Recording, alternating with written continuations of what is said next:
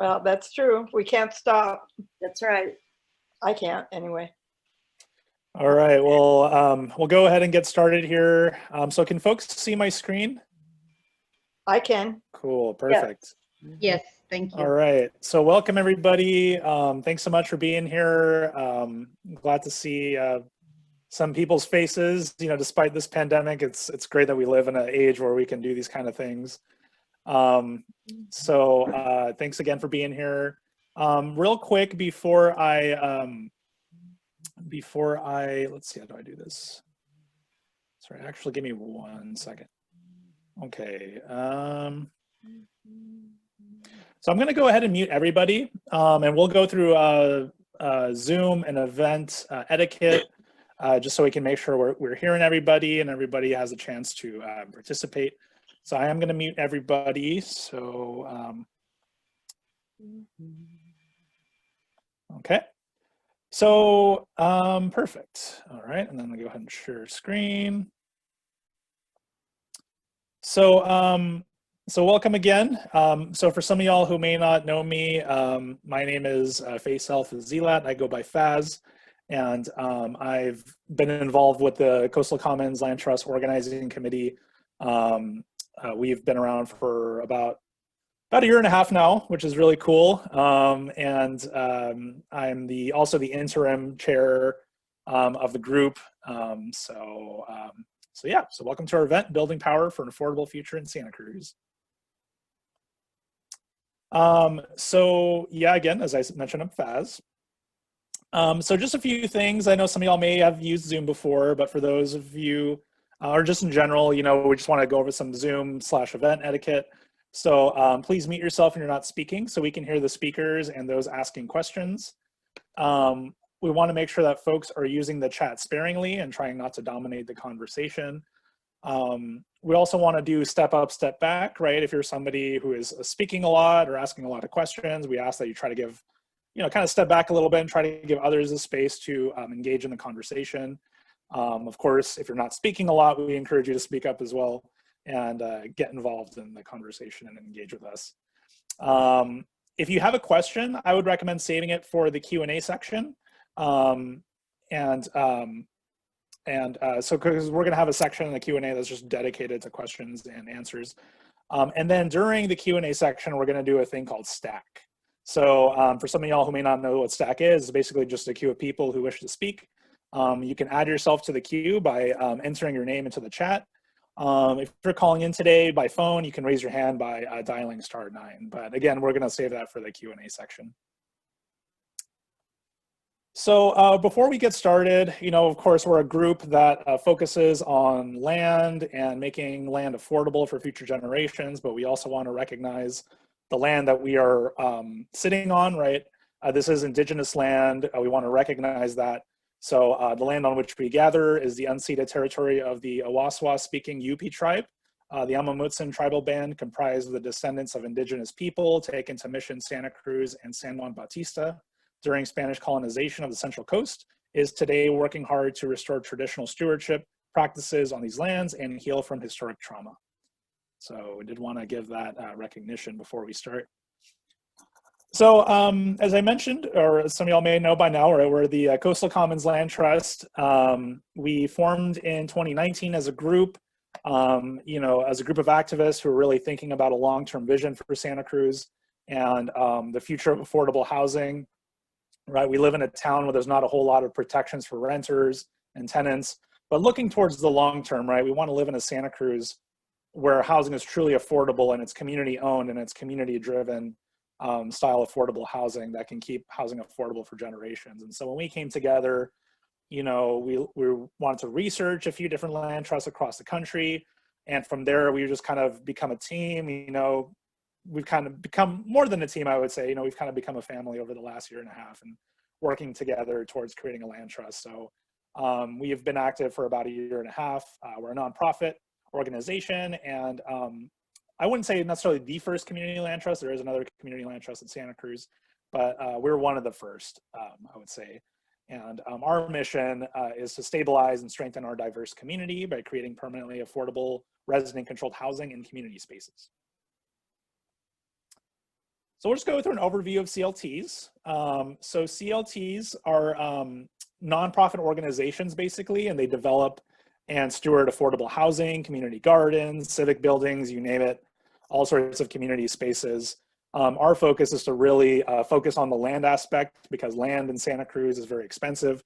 But if we can hold that and we can maintain that for future generations, and instead of turning a profit, keep that affordable, then that is something that we're really seeking to do. And community land trusts do that by putting power in the hands of the community, by acquiring land, placing it in a trust for permanent community use, and empowering tenants to use the tools and resources for CLT governance and working together on shared projects.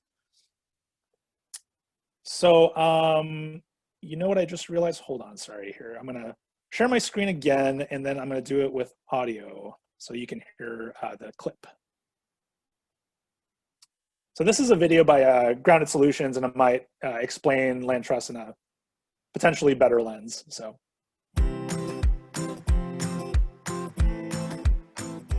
Community land trusts, or CLTs, are nonprofit organizations that acquire, own, and steward land permanently for the common good. The most common CLT land use is housing, but retail, office, and a variety of other uses are possible. CLTs give formal decision-making voice and power to local community residents in determining land uses. Here's how CLTs make home buying affordable for families in their communities. First, the CLT builds or buys homes using one-time public or private investment. Next, the CLT sells just the home to a low-income buyer who qualifies for a mortgage, and the CLT keeps the land, holding it in trust for future generations of home buyers. In return for being able to buy a home at a discounted price, the family agrees to pay it forward and sell to another low-income family at a price they can afford. The CLT manages the sales process, ensuring that each home-buying family builds some wealth from a predetermined, limited amount of the sales proceeds. In this way, the one-time public or private investment in CLT homes makes lasting affordability a reality and stabilizes communities. And CLTs benefit the larger community too, as they preserve and protect housing for long-term residents, helping to build stronger, safer, and higher quality diverse neighborhoods, contributing to greater educational attainment, employment opportunities, and health outcomes. Visit groundedsolutions.org to learn more about CLTs today. Awesome. Yeah, so that was just a little clip from Grounded Solutions, which is a really awesome resource for community land trust, housing cooperatives, and all sorts of stuff. So they've always got great resources for folks who are interested in learning more. Some of the ways in which community land trusts have permanent affordability, the obvious benefit of being a nonprofit, right? We have access to funding sources like grants, public subsidies, low interest loans, and then of course donations, right? So that is one of the benefits of being a nonprofit. And the way it works is, again, you've seen in the video, and as I kind of was explaining earlier, right? The interest of a community land trust is to own the land, right? And a lot of times when homeowners are looking to buy a house, they're buying everything, right? They're buying the cost of the property, they're buying the land. So community land trusts make housing more affordable by buying the land, right? And owning the land, but not turning around and selling it for a profit, right? Keeping the land value affordable in perpetuity through community ownership. And by doing that, the cost of the property is tied just to the cost of the building itself for any potential homeowner or potential tenant. So, and of course, by doing that, people can build equity, people can build some form of equity for themselves, and so on. And then also, if you're a resident, you're a homeowner, if you're buying the house that sits on top of a land that is owned by the community land trust, the residents sign a 99-year ground lease. And through the ground lease, they agree to sell to another low-income home buyer when they decide to move out. So the process continues, and that housing actually stays affordable. And as I mentioned earlier, right, there's different ways of funding, right? Loans are a big piece of funding. So there's a lot of nonprofit lenders, thankfully, around the area that do lend to nonprofits that are doing really community-driven initiatives like what we're doing. So public banks, credit unions also do invest in community land trusts. Grants, of course, are a really great source. So there's, federal, state, local governments that provide grants. There's, we have some local community groups that provide grants as well, which is really nice. Gifts are really great too, right? Dollar fundraising, people who just donate to the land trust can write off their donation as a tax exempt donation, which is, beneficial for both parties. And then we do land drives, which we'll be talking about later on in this presentation. People can donate their land, right? Which we're hoping people can do, people who really believe in our vision and our mission, to do that as well. And then of course, there's other creative solutions. There's things called easements, tax credits, bargain sales, low tax burden, land grants, all sorts of stuff that the community and other people who support our mission are able to do. So, and yeah, I'll pass it off to Kelly.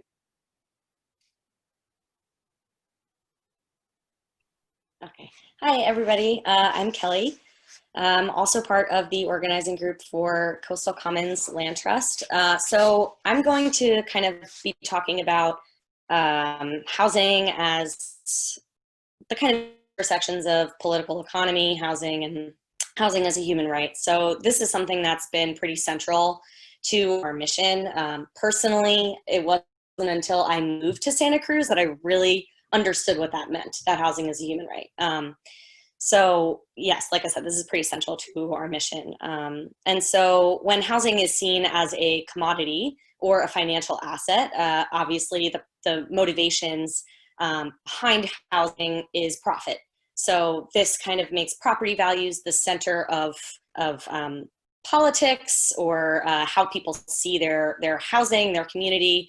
And this also kind of, allows landlords to rent at the highest possible cost, which of course cuts out a very large chunk of people who might be in need of housing. We all live in a Cruz, so we understand this, right? So CLTs really are, about decommodifying housing, or at least that's what we want our CLT to be, is really disrupting this idea that housing is a commodity, especially in Santa Cruz, where land and real estate is so expensive. And it seems as though a lot of our housing stock gets, kind of passed over, I guess, tourism, and then of course wealthy people who would really love to have a beach house here. So this idea that, we want to put people over profit is of course central to our mission. And then I want to talk a little about housing justice, climate justice, and environmental justice. Of course, affordability contributes to increasing sustainability. So the first obvious thing is commuting, right? Like when people can afford to live in the city that they work in, there's fewer cars on the road coming in. This means that the city space can be used for things like aren't parking, essentially. This is a big struggle that we're having right now in Santa Cruz as well. And then affordable housing is also an environmental justice issue.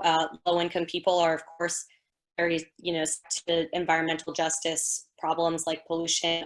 Of course, being frequently displaced is not good for anybody's health. That's, it's really, stress is not healthy. So stress surrounding your housing precarity and being housing insecure is part of an environmental justice issue. And then really thinking about the Green New Deal and how Sunrise and the Green New Deal, Sunrise movement and the Green New Deal have really adopted affordable housing as very central to mitigating the climate crisis. Like I said, beyond just things like commuting, there's also how cities are being used. And then of course, when we can mobilize and train a workforce to kind of build and produce new housing that is like decarbonized, we improve everyone's quality of life and we add to the housing stock. So this is part of AOC's Green New Deal contribution. You can skip to the next slide.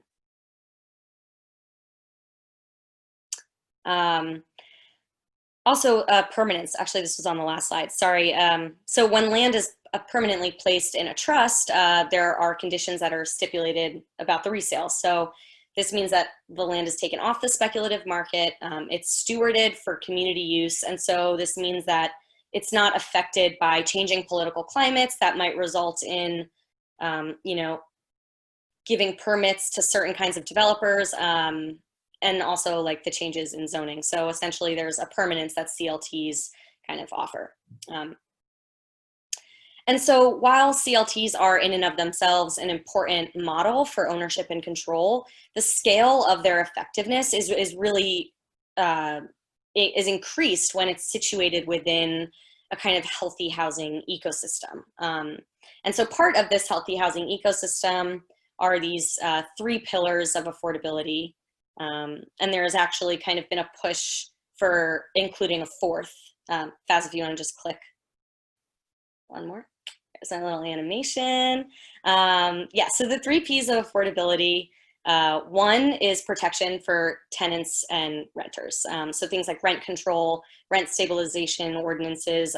These are just protections that prevent landlords from excessively raising the rent. And then, of course, just cause evictions, protect tenants from displacement. And then there's other form of tenant supports that kind of tenant support systems that protect renters from just general negligence and abuse. And it's really important that we keep in mind that without these tenant protections, the preservation and the production, which are the P's that follow, are almost like superfluous. Like it could just be like another aspect of gentrification. So if we're not actively prioritizing the people who need that housing, then essentially we're just kind of adding new housing to the market. So preservation, we can think about preservation of existing affordable housing as if we think back over the last 50 years or so, public housing has been under major attack. So public affordable housing is by far the most effective way to create affordable housing. But over time, we've seen it kind of, budgets for this are slashed and affordability restrictions expire. So they eventually just become market rate housing. And then the 3rd P is the production of new affordable units. So land trusts take market rate housing and produce affordability. We make it affordable. So that's one aspect of a production of new affordable housing. But then there's also things like just general construction and development. And so we know that in California, there is a housing shortage in general. So of course, this means that there's also an affordability shortage. But if we were thinking about how when developers build and produce new housing, there's very little incentive to make it affordable because of the fact that there is this shortage. So the private market really does not address the need for affordable housing. So we need things like land trusts that are able to kind of transition these properties and really steward this, and also build a kind of cultural movement around, like we said, housing as a human right. And so the No Place Like Home project reiterates the importance of all of these pillars, but there's a 4th that's being emphasized a lot recently, and this is the political dimension of affordability. So recognizing that with housing as a human right, it's inherently a political issue, and so those who are in need of affordable housing and those who want to see affordable housing have to kind of come together and mobilize and organize around certain things, getting certain policies passed, finding their political voice, and just really making clear demands for the city and the world that we want to live in. Go ahead to the next one.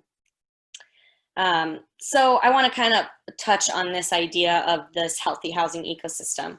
As we know, like I mentioned before, CLTs can't really just stand on their own as the only thing that is prioritizing or really centering the need for affordable housing. There has to be a kind of an ecosystem of other policies that are in place and other systems in place. So like I mentioned before, public affordable housing, this is historically primarily the most effective source. And since the 70s, we've just seen this being radically defunded. Something that is really exciting for us in Santa Cruz, and we've been really inspired by other cities in the Bay Area, are things like TOPA and COPA, which is the Tenants Opportunity to Purchase Act. And COPA is the Community Opportunity to Purchase Act. So they're pretty similar, but essentially, TOPA basically gives they both give the first right of purchase to tenants or to community groups. That's the difference between TOPA and COPA.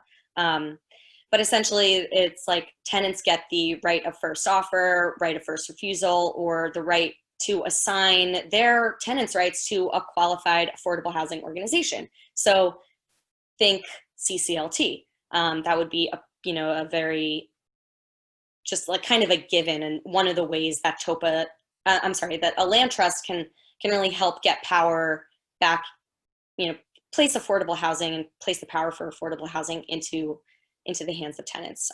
So TOPA also has like longer escrow periods. So this basically means that it gives tenants the time that they need to organize, come together, get the financial support that they would need to kind of go in on this purchase. And then again, like potentially acquire support from an affordable housing organization. So both TOPAs and COPAs really do require a lot of detailed administrative regulations to implement the programs in the city, because we also have to make sure that landlords are actually abiding by this, or, and not just making an assumption that, oh, my tenants would never be able to afford it, so I just kind of didn't mention it in that time period. Like the city really has to make a concerted effort to make sure that these policies are being implemented and that there's an infrastructure to support them. Part of this is also providing education and legal and technical assistance. And so Washington, D.C. is actually a really great example of a successful TOPA that, we see that affordable housing in D.C. has been successful because of all of the kind of infrastructure and support that exists beyond just a TOPA. So since 2002 in Washington, D.C., Tenants Opportunity to Purchase Act has actually helped the city preserve over 3,500 units. So that's over 3,000, almost 4,000 units, with about half, so over 2,000 of those just being preserved in the last 7 years. So since 2013. So this is pretty significant. Like it works.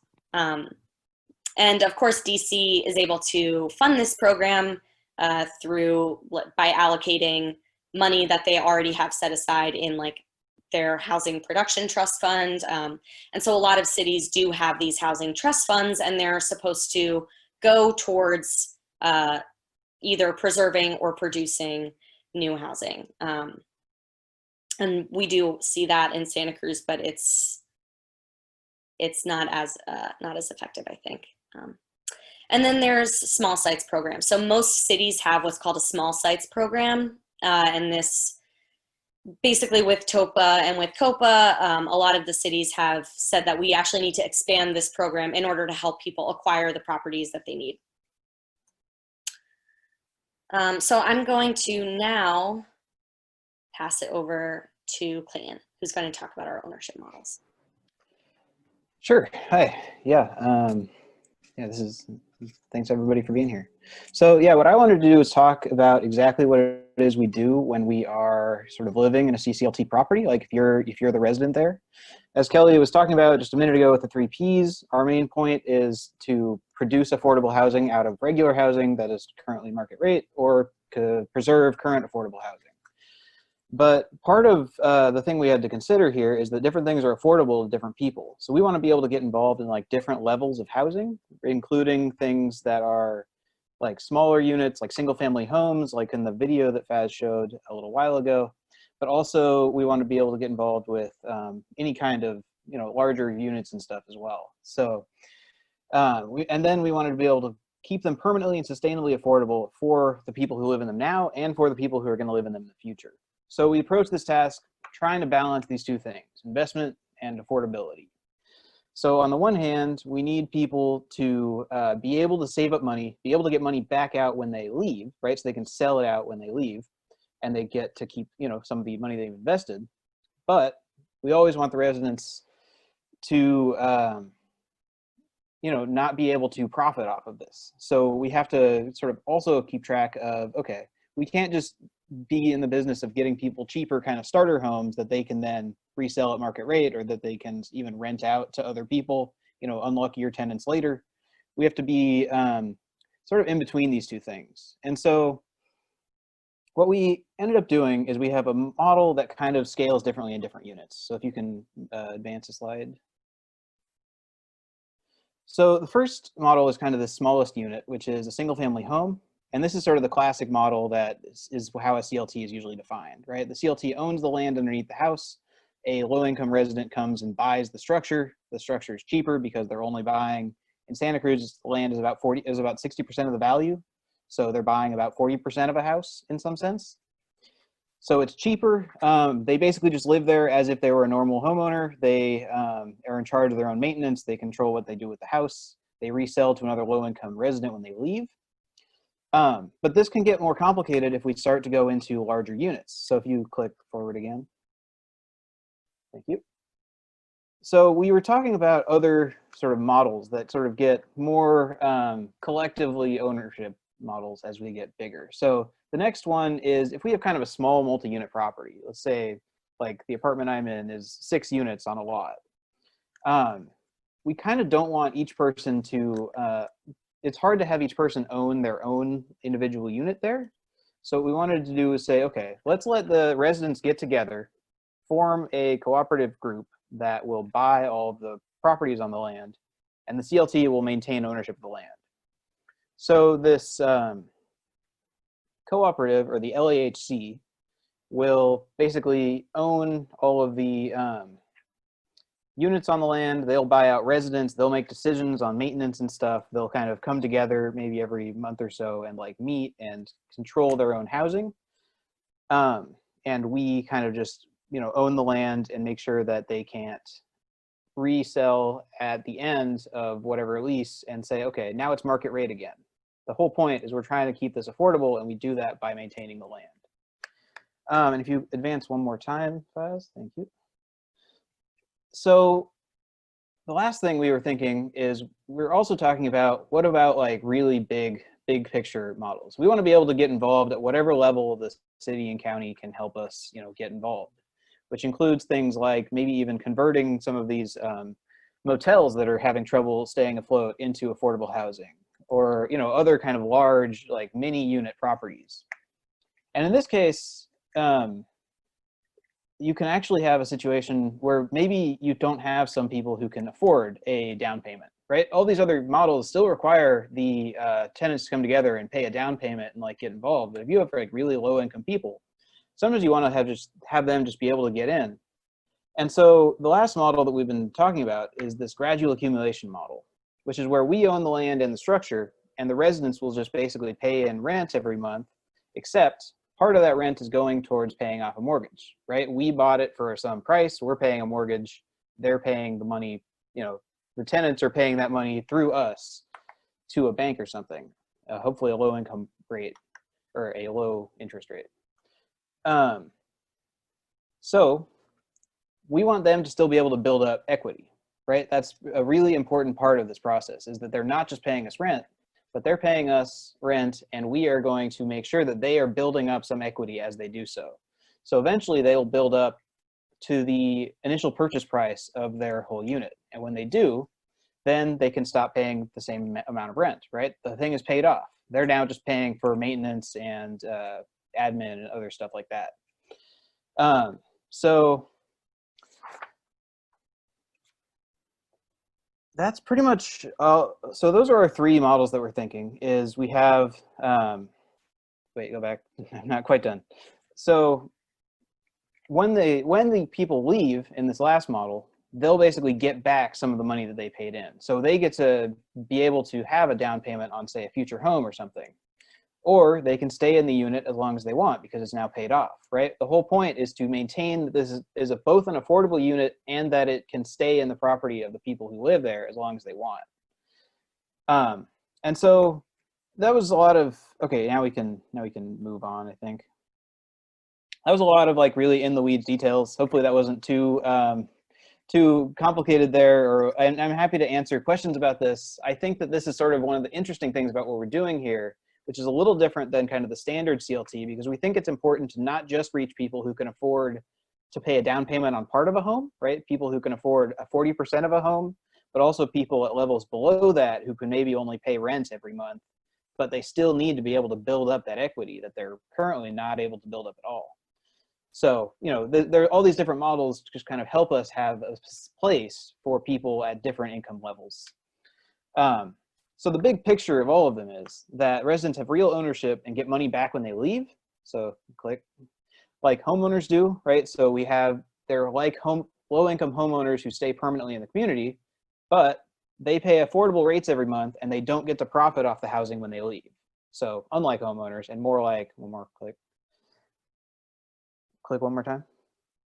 So in this sense, they're more like renters. So this is something in between these two models that lets you kind of transition from being somebody in this precarious situation of paying rent every month and getting back nothing, but not getting you into the situation of you're investing in housing so you can make a profit later, but instead to keep a sort of approach to affordable housing that lets us maintain permanence in this market that seems to reject permanence at any time that it can.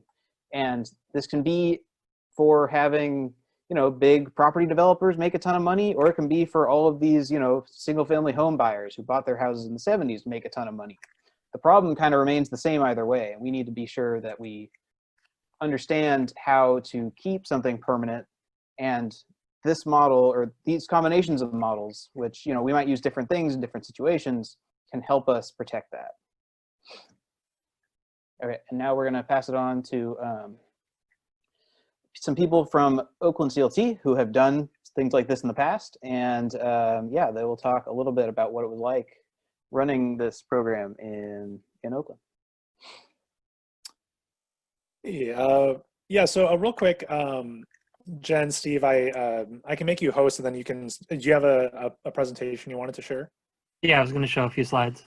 Okay, let me go ahead and make you the host. All right. All right, so you should be able to share your screen now.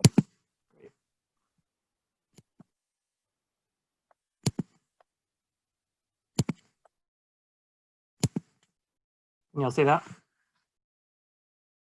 Yep. Yes. Yes, yes. Great. Well, hello, everyone. My name's Steve King. I'm the Executive Director of the Oakland Community Land Trust. Appreciate you all for inviting us to be with you today.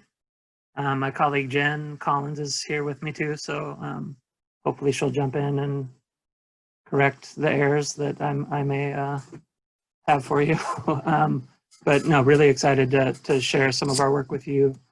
And so I think I was tasked to give a little overview of the Oakland Community Land Trust, and also sort of frame it in the context of housing insecurity and racial injustice, both of which are, you know, unfortunately and necessarily at the center of the work that we do. So we're just over 10 years old. We were founded in 2009 after a couple years of organizing that happened during the foreclosure crisis, and in particular, a group of East and West Oakland residents that were affiliated with the Oakland chapter of Acorn at the time, started organizing around the predatory lending that banks had been doing that ultimately led to the foreclosure crisis, and, you know, looking for an avenue to gain control over vacant foreclosed homes that had started to pop up in Oakland, and I'll talk a little bit more about that in a second. Currently, you know, just in our 10 years, we have 40 properties in the land trust, a really broad range of properties from single-family homes to multi-unit properties and mixed-use, small mixed-use buildings, as well as some vacant land that for urban agriculture and community gardening. So I can get into a little bit more of that as well. And we're small. I mean, we're still very small. Jen and I are 2/3 of our staff. So you've got the majority of us here today, but we really, staff is small, but we're large in terms of residents, partnerships that we work with throughout the community. And we really see, in particular, the residents in the land trust as part of the capacity of our organization. Really central to the work that we do, obviously. So just to take a step back and kind of center our work and really where it started, this is a map of showing the foreclosures in Oakland. There were over 13,000 foreclosures in Oakland during the crisis. That equates to roughly 1 in 5 owner-occupied homes in the city. And if you don't know Oakland, this is the 580 freeway. Between the 580 freeway and the 880 freeway are what we sort of colloquially refer to as the flatlands of the city. And those 13,000 foreclosures are obviously geographically concentrated in very specific neighborhoods here. This is East and West Oakland. Oakland's historically sort of lower income neighborhoods and communities of color. So really a concerted impact in those neighborhoods, and largely as a result of predatory financing products that financial institutions went after communities of color, and under the guise of increasing minority homeownership, only to extract generational wealth from these neighborhoods and dispossess families of their homes. So the yellow box there, I'm going to kind of zoom into that area to show you what it actually looks like at the neighborhood level. This is kind of right in the middle of East Oakland and neighborhoods that we work in right now. I mean, there were specific, many blocks where nearly every house was foreclosed upon. So just to give you a sense of how targeted and how deep the crisis impacted Oakland at the time. And I think what we're seeing now is really the long tail of what the foreclosure crisis meant for Oakland in terms of how the market has recovered and instigated a different wave of speculation that we're sort of addressing in different ways now.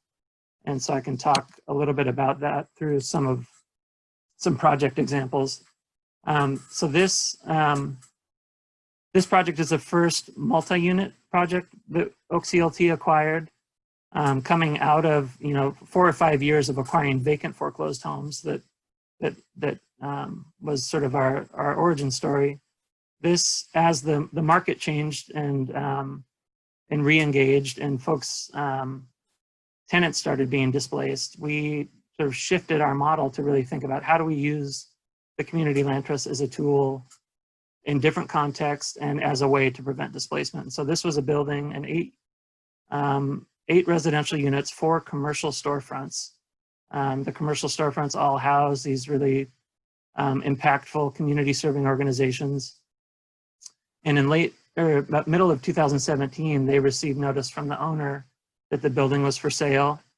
The owner actually, had a caring heart and some concern for the tenants. And so she actually gave them a first right of refusal to purchase the building. The tenants, didn't quite have the capacity to do that on their own. And so ultimately connected with us at the Land Trust, and we were able to put together a financing package. The residents raised over $100,000 on their own to contribute to the purchase. And really sort of, for us, signaled and kind of demonstrated a different way of doing our work and a different way of sort of pushing forward a resident-led, resident-centered anti-displacement strategy, and really demonstrating that it can work. As the market also re-engaged in Oakland, OakCLT was largely squeezed out of the single-family market. We could no longer acquire single-family homes because they were too expensive, largely. But we have a long history of working with the Alliance of Californians for Community Empowerment, a community organizing group throughout California, but really active in Oakland. We began a new sort of strategy with them where they were supporting single-family tenants in single-family homes who were essentially renting homes that had gone through foreclosure. In many instances, the families that used to own those houses were now renting from speculative investors. And what we've seen in Oakland is that in that context, those single-family renters are really at the sort of bleeding edge of rising rents in the city. because obviously in California, single family homes are not subject to rent control. So the folks you see on the slide here, Norma right in the middle with the red shirt on, she and her family were renting from an investor that owned about a dozen houses in East Oakland, all acquired during the foreclosure crisis. He one day doubled their rent from $1,200 to $2,400 and did the same thing to all of his tenants. And so Norma started fighting back. She found out where all of the other properties that he owned were and went and organized those families, and ultimately connected to Oak CLT. Norma took the leadership throughout this whole process and began scheduling meetings for me with the real estate brokers. And so really incredible process for us and for the families engaged in this and sort of leading the process. But ultimately we were able to acquire Norma's house and several others of these families that were, renting from these corporate investors that have all told in Oakland have bought nearly half of all those foreclosed homes. So we've seen this really incredible shift in tenure as well, where we had all these obviously low-income homes of Oakland dispossessed and now effectively renting from Wall Street hedge fund-backed investors. So we continue this work today. We've acquired 3 homes over the summer, 2 from the largest investor in the country, Invitation Homes, that housed members of ACE that had been fighting against Invitation Homes for several years. And in the bottom left, we've been a partner to Moms for Housing in their fight to secure, decent, stable housing for homeless folks in Oakland. And obviously their message and organizing has resonated really around the world. And so we purchased Mom's house in May and are just starting the process of rehabbing that so that the moms can move back in. And then I was going to end here just on a specific commercial project that folks showed some interest in. This is similar to the 23rd Avenue project in many ways, in that it's a smaller building, but the commercial tenants and the residential tenants were all at risk as a result of a pending transaction.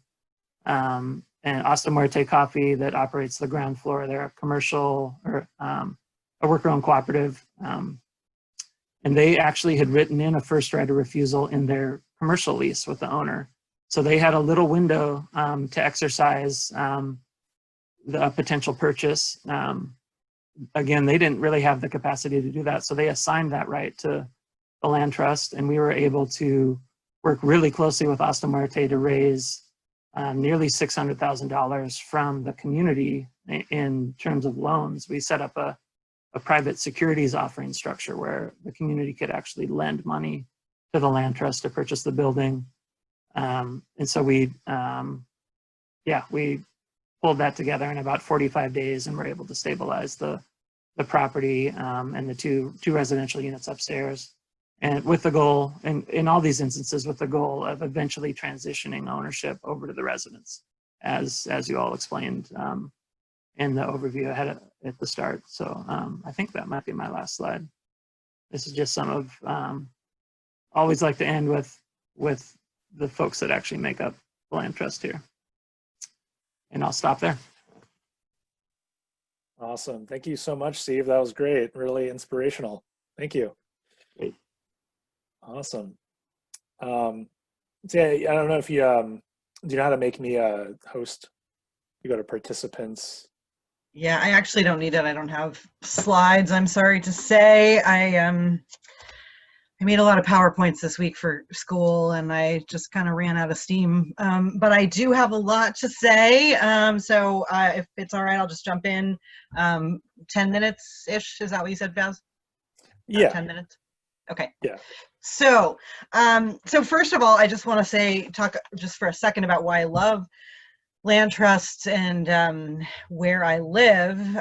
So I mean, I just think this is such a great model for, kind of combating speculation, increasing affordability and perpetuity.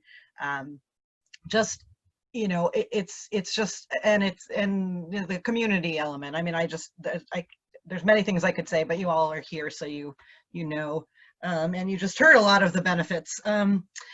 So I live in a place that is not actually land trust, but it's a similar concept. I live in a co-op where it's a mobile home, and we own the coaches, but we cooperatively own the land.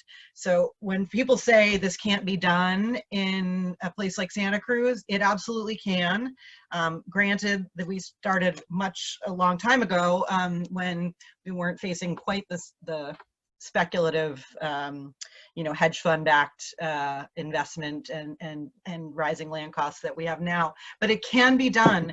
And so I just want to start there and say that I come to this place, and I come to my role in the city council with a can-do attitude.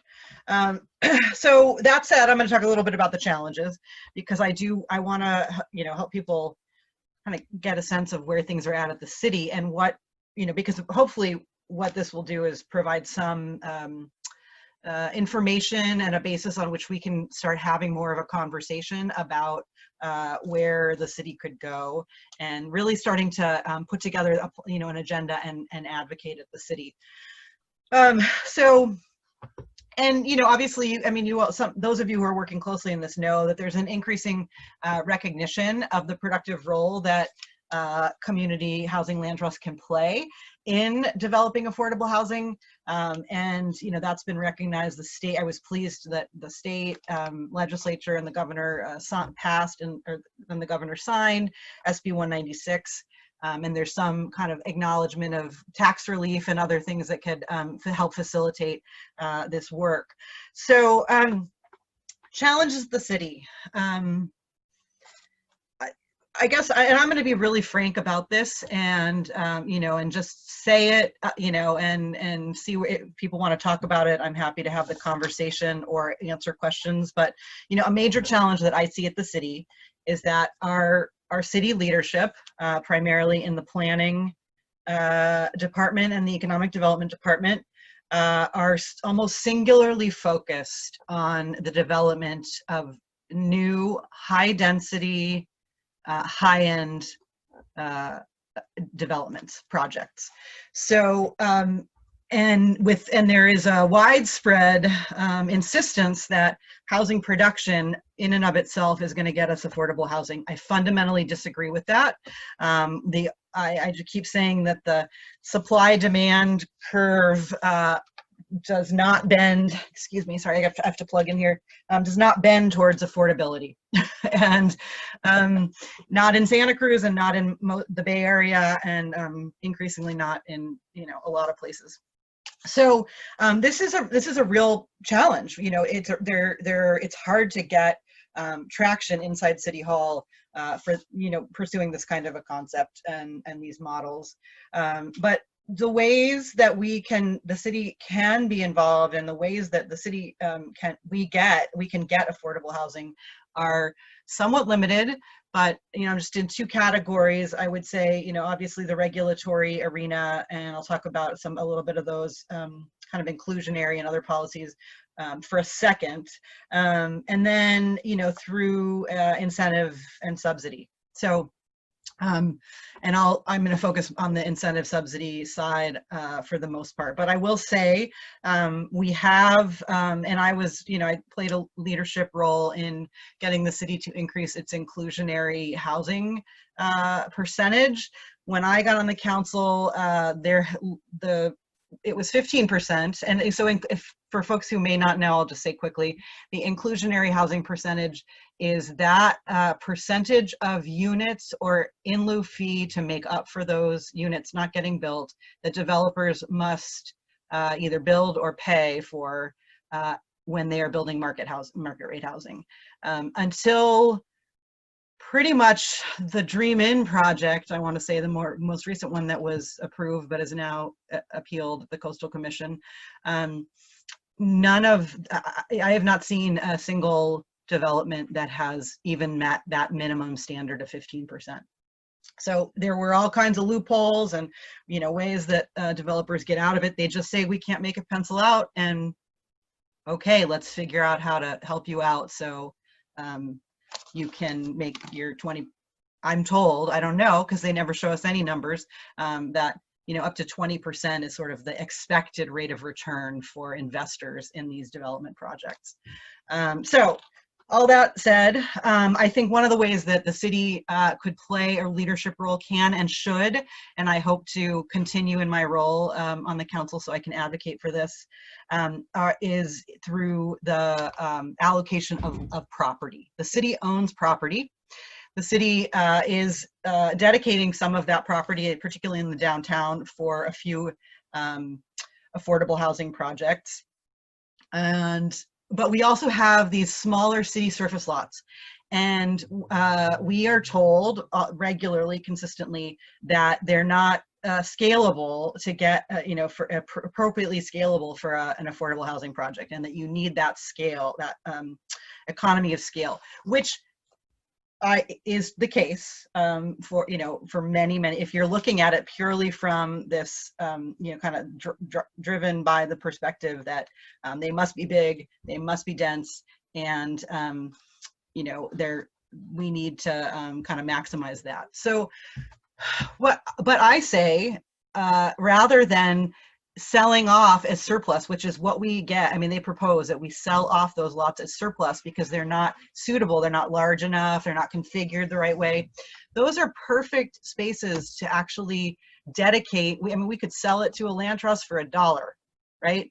And work with this land trust. We can, work with other investors to make those kinds of projects that are smaller, but certainly can house many people happen. And what I see is that there is a lack of political will to do that. It is not about the economics in this case. It is a lack of political will. If we had the political will, we could do it. My first year on the council, before I really actually had the inventory and saw what all the parcels that we have access to, and to be fair, it's limited. I don't want to say it's like there's some magic potential here, but there are parcels. I was looking at a spot that some of you may know in the downtown, just south of Laurel. It's boarded up, 6-unit spot, and it was for sale for like less than $500,000. And I asked naively, could we buy something like this and fix it up? We could, this is like, it doesn't have to be a huge project that we wait 25 years to be able to finance. And I was told, no, that's not, it's just impossible. That somebody's going to buy it. That property is still sitting there boarded up. Nobody has been living in it except for squatters until they were kicked out. And it's just, and there are places like this, if you look all over town, the city could play a role in actually purchasing some of those properties. I'm gonna say that at the moment, it doesn't feel like the realm of possibility is super wide open for that because we are in crisis. So I don't want to sugarcoat that, but we do have these properties, and so I have been talking about this inside City Hall. It's not come to our agenda, but I want it to. And again, it's the political will.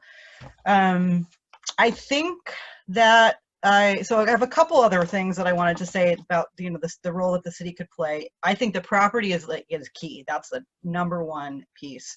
And then we do have an affordable housing trust fund. Nothing like what San Francisco and DC and others have been putting in. We have a balance of around maybe it's $4 million now, and we may get a few more million. We're not sure.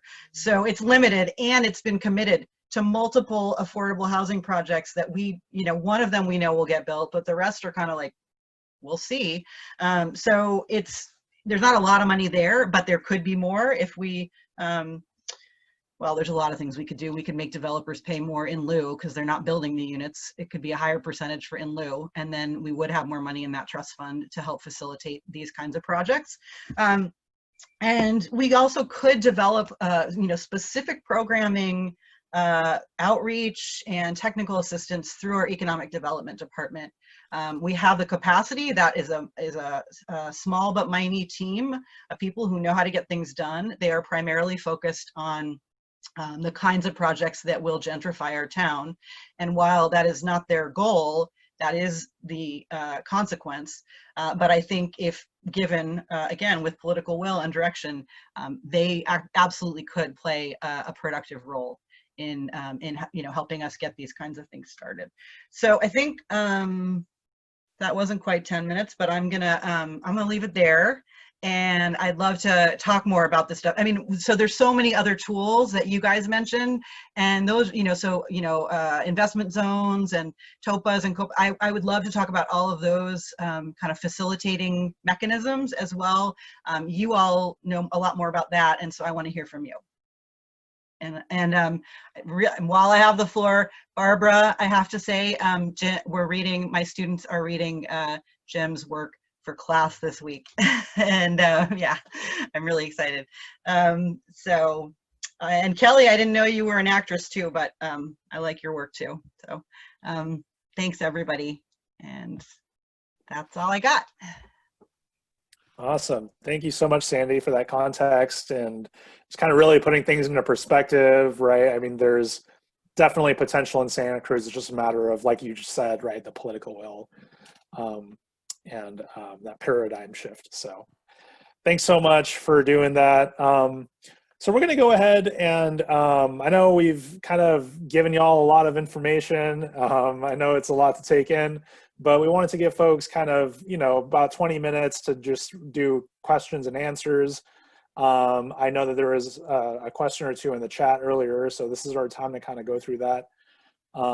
So we'll go and take questions, and then after 20 minutes, I just want to let folks know we're going to take a 15-minute break.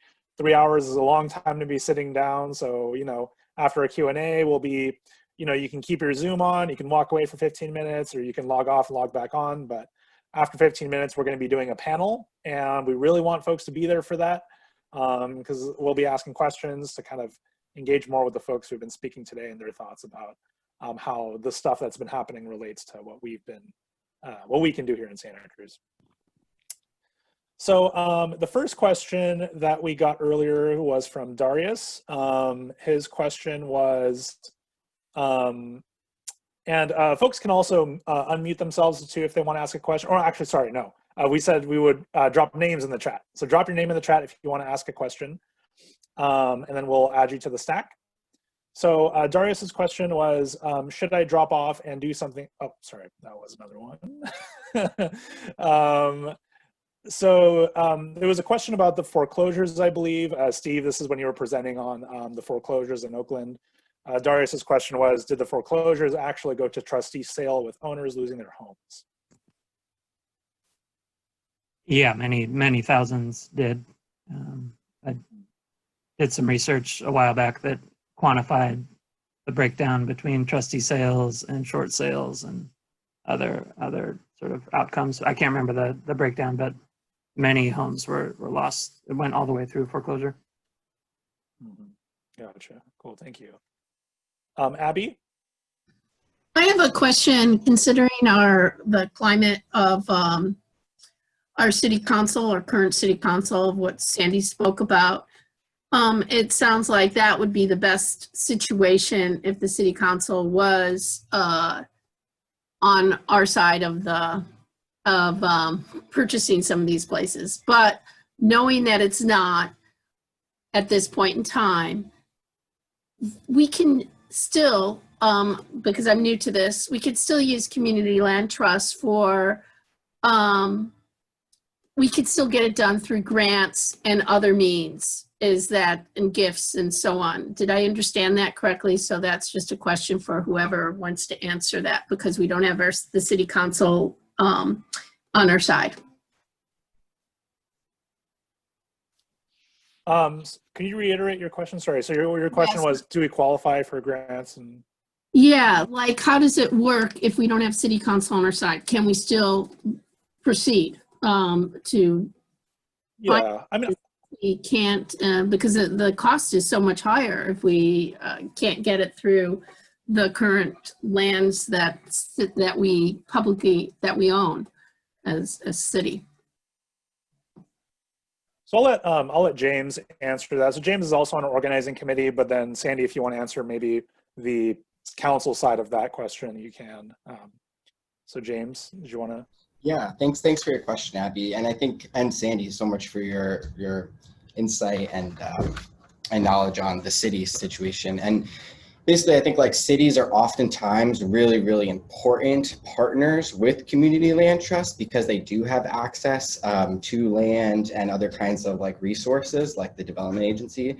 But they're by no means the only avenue through which CLTs can operate. So we've thought of there are many different ways, like the donations and so on you're talking about. We've discussed the possibilities of like a land drive and different ways that we could work with homeowners and landowners to find ways to transition properties and make sure that they recuperate some of the value of their home, etc. So yeah, there are many other avenues, and the city's not the only way, but historically it's a very important partner because it has a lot of power.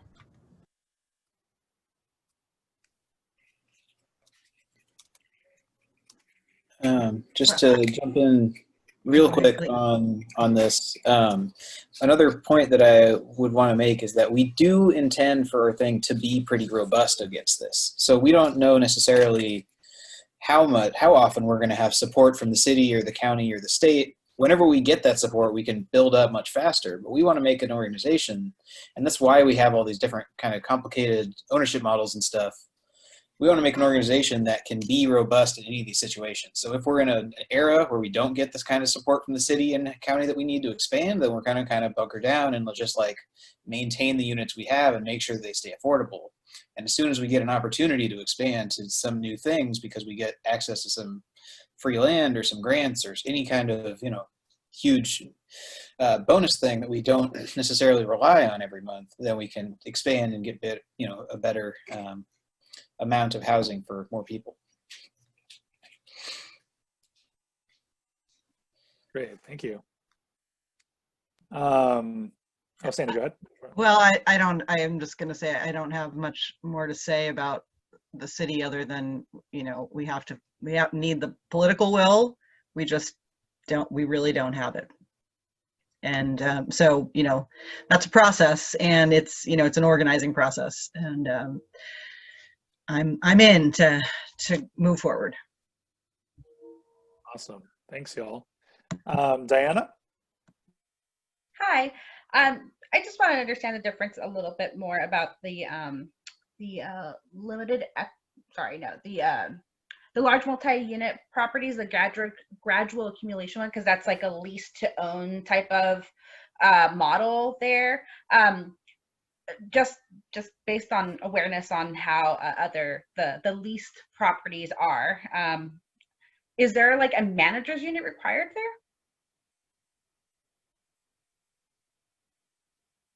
Can you restate that last sentence? I kind of missed. Is a manager's unit required on the gradual accumulation properties because they're like a lease to own model? Mm-hmm.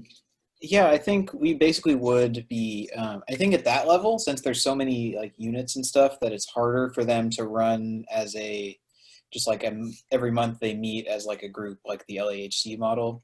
So I think it would be a little bit more centrally run. So we would be in charge of managing it, or we would hire somebody to manage it at that point. And so we would perform maintenance. We would build up a maintenance fund out of what the renters are paying, and then once that built up to some amount that we feel is pretty stable and safe, then they'll stop paying into that maintenance fund as part of the rent. So we'll try and maintain something that we can use if there is any units that need anything, or if and once we feel pretty comfortable there, then we can kind of start lowering the rent in various ways. So this model becomes kind of more affordable with time, but it's nice in the sense that they don't have to pay like an initial amount. They don't have to pay a down payment. Right. And then, so my second question related to that was that, so in their contract for that unit, it would be stated what percentage, what price that would be, that unit would be, in the event that they do fully own it and want to, sell it once they move out, right? Yeah, exactly. So Okay. it's built up at the beginning. We know how much it costs, right? We just divide it by how, big it is and how much the whole property cost. And then we say, okay, eventually you'll build up that much in principal, and then you're no longer paying for the mortgage of the property, right? That should be paid off. And when you leave, we'll pay you back that much. So there's other things you paid in. You paid in maintenance, you paid in admin fees, you paid in interest on that mortgage. None of that goes back to you, but the principal should. Cool. Thank you.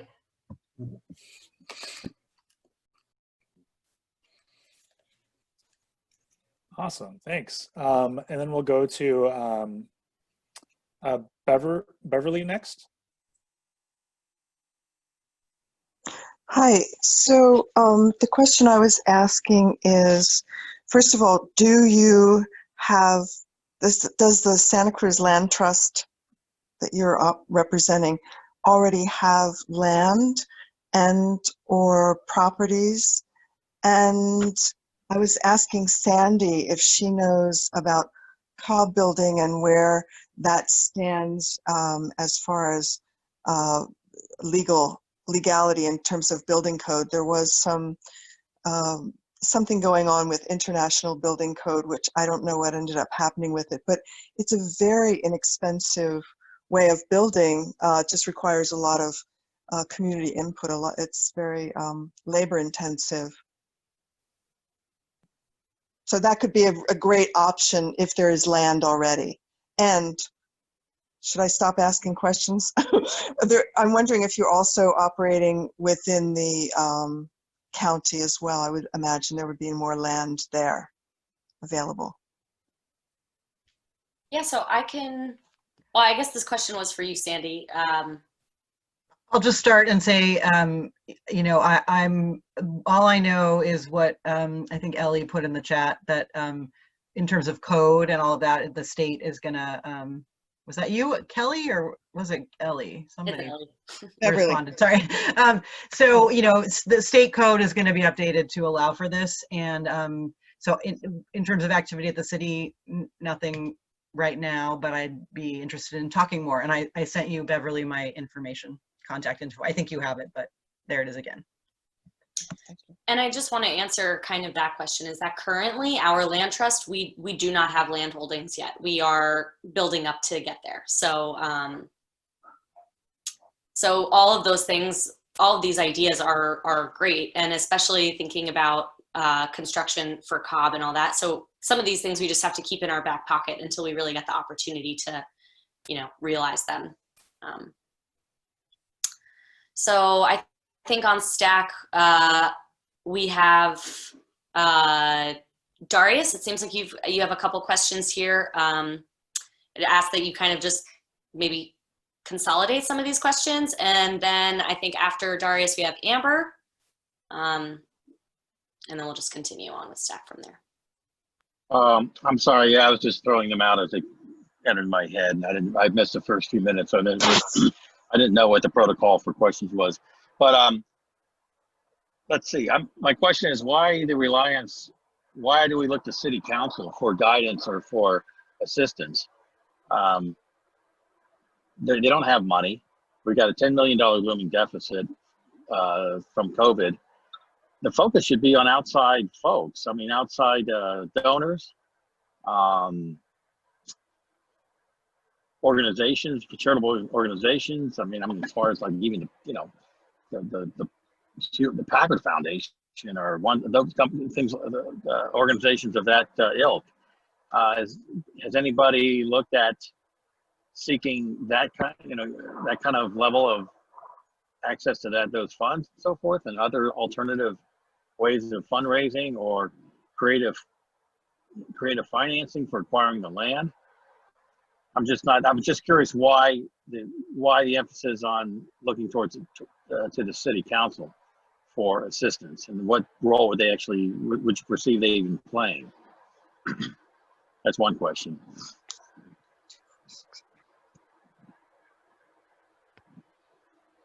Well, I'm just going to answer the first question you asked, is, why look to the city? Because the city has the ability to facilitate and there is a clear community benefit, and I believe the city should be that we should be working in the public interest and for community benefit. And this is clearly a space where we could do that.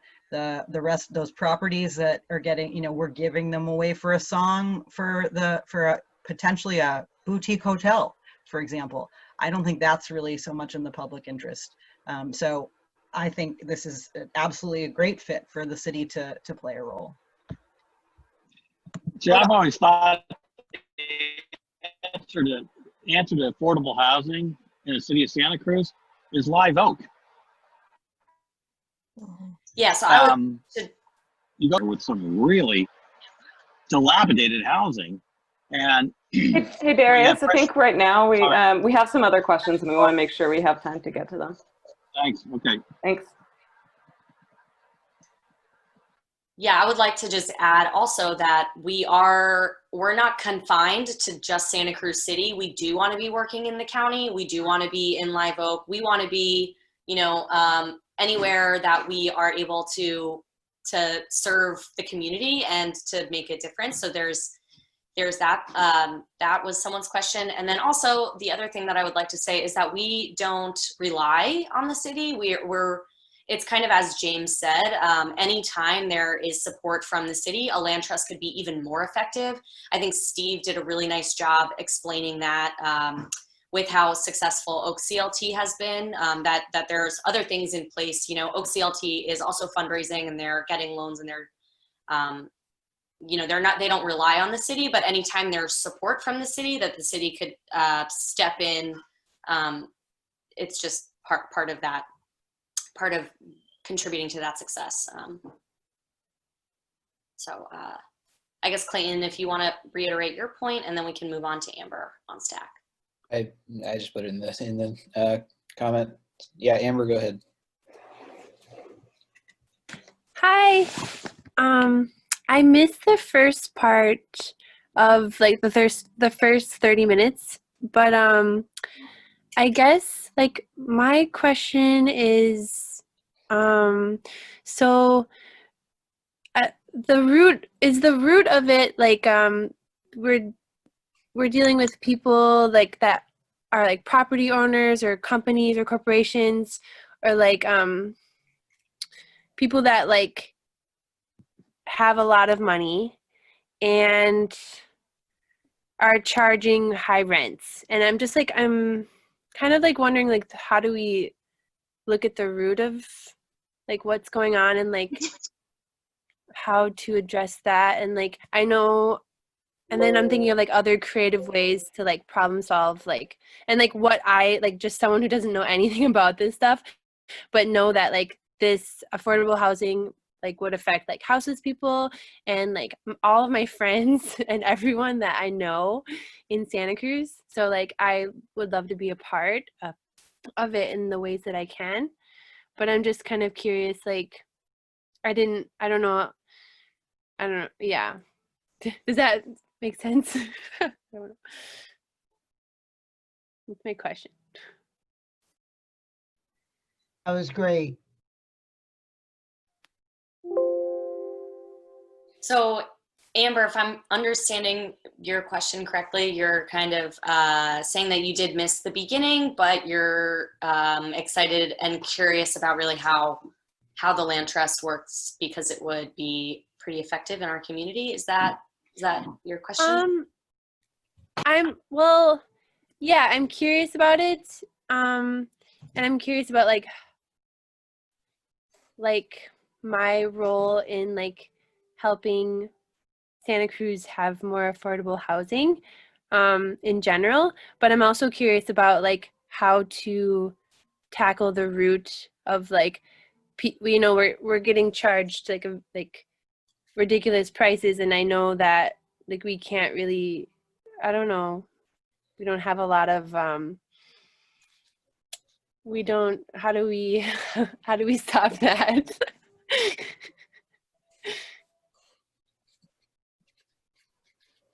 Yeah. Yes, Zav.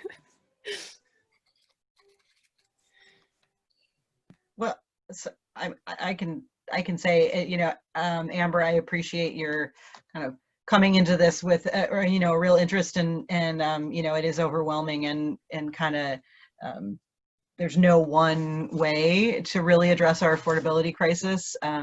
So, I think that, obviously rent control and other, the city has an exorbitant rent increase ordinance on the books. It's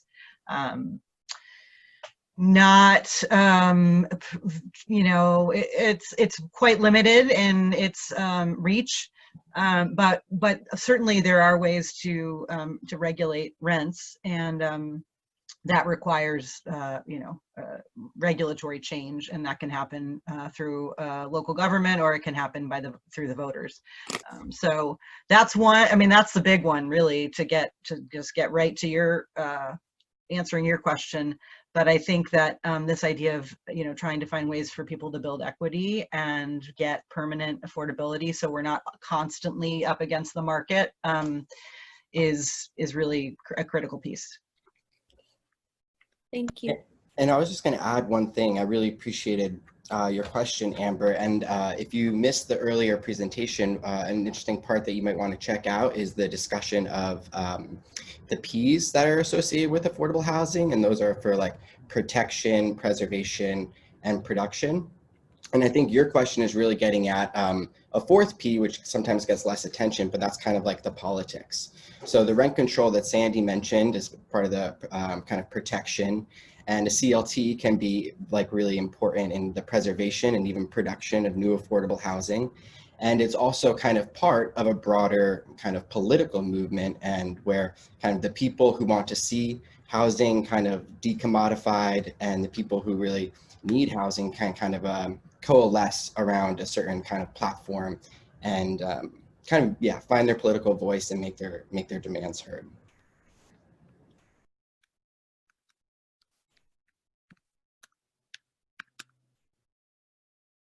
Miriam, I think you're up next on Stack. Okay. Oops. Hi, everyone. Thanks so much for organizing this. This is really fabulous. I guess I have a quick question, which is, and this might be for the organizers as well as the folks from OakCLT, kind of about how to think about short-term steps, medium and long-term, and like what people see as the maybe low-hanging fruit, as it were, or the ways forward, given as Sandy was talking about some of the challenges that may be faced at the city level. Obviously, there are potentially publicly owned properties. There may be other properties. I was interested in what James was saying about the, and maybe Foz, about the motels and hotels that perhaps are available. Are there types of kind of housing stock or conversions towards housing stock that might be more readily available in the short term? Another, for instance, the donation of housing. If there are people who, support the mission of the CLT, when and under what circumstances will it become possible for people to potentially donate properties and get a tax deduction for doing so? So, and perhaps my thought is, with the concern about political will, that sometimes people are, this is a very new model in Santa Cruz. It's not a new model across the country. It's not a new model in California, but people haven't really seen it. And so conceivably having some early successes and concrete steps might help to develop some political will in that direction. So just trying to figure out what some easier first steps might be towards building up stock within the CLT. And I think I'll leave it there. Thank you so much.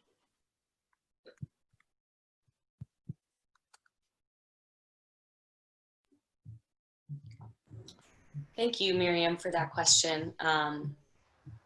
My first instinct would be, well, gee, maybe I should ask Miriam the answer to this question. As a sociologist and, urban studies scholar, and also as sitting on our planning commission. So I think we'll work towards getting the answers to that question. But I also kind of think that maybe Jen and Steve might have some insight on that in terms of the low-hanging fruit. Jen or Steve, do you mind if I put you on the spot like this? Yeah, I'll take a quick shot and interested in what Jen might have to say too. I know many CLTs get their start maybe stewarding land for community gardens or urban agriculture, where, you know, taking on a large housing project is maybe daunting in the eyes of both the CLT and any of its supporters. So thinking of maybe other opportunities that may arise in the community that could serve a community purpose and kind of help the CLT get its sea legs. And then the other thing I would say is just that the CLT is really, in and of itself, I think, a mechanism to manufacture the political will that you all are talking about. It's, you know, I think it's right that you can't just look to the city council to solve the problems. It's really about you all organizing together and building community power to evidence to city council, to electeds, to everyone else that, you know, the right way forward is to be putting resources behind the CLT as a vehicle moving forward. So I would just encourage you to think about it as that way, that it's really a mechanism to build power amongst yourselves and in the community to do what y'all are setting out to do.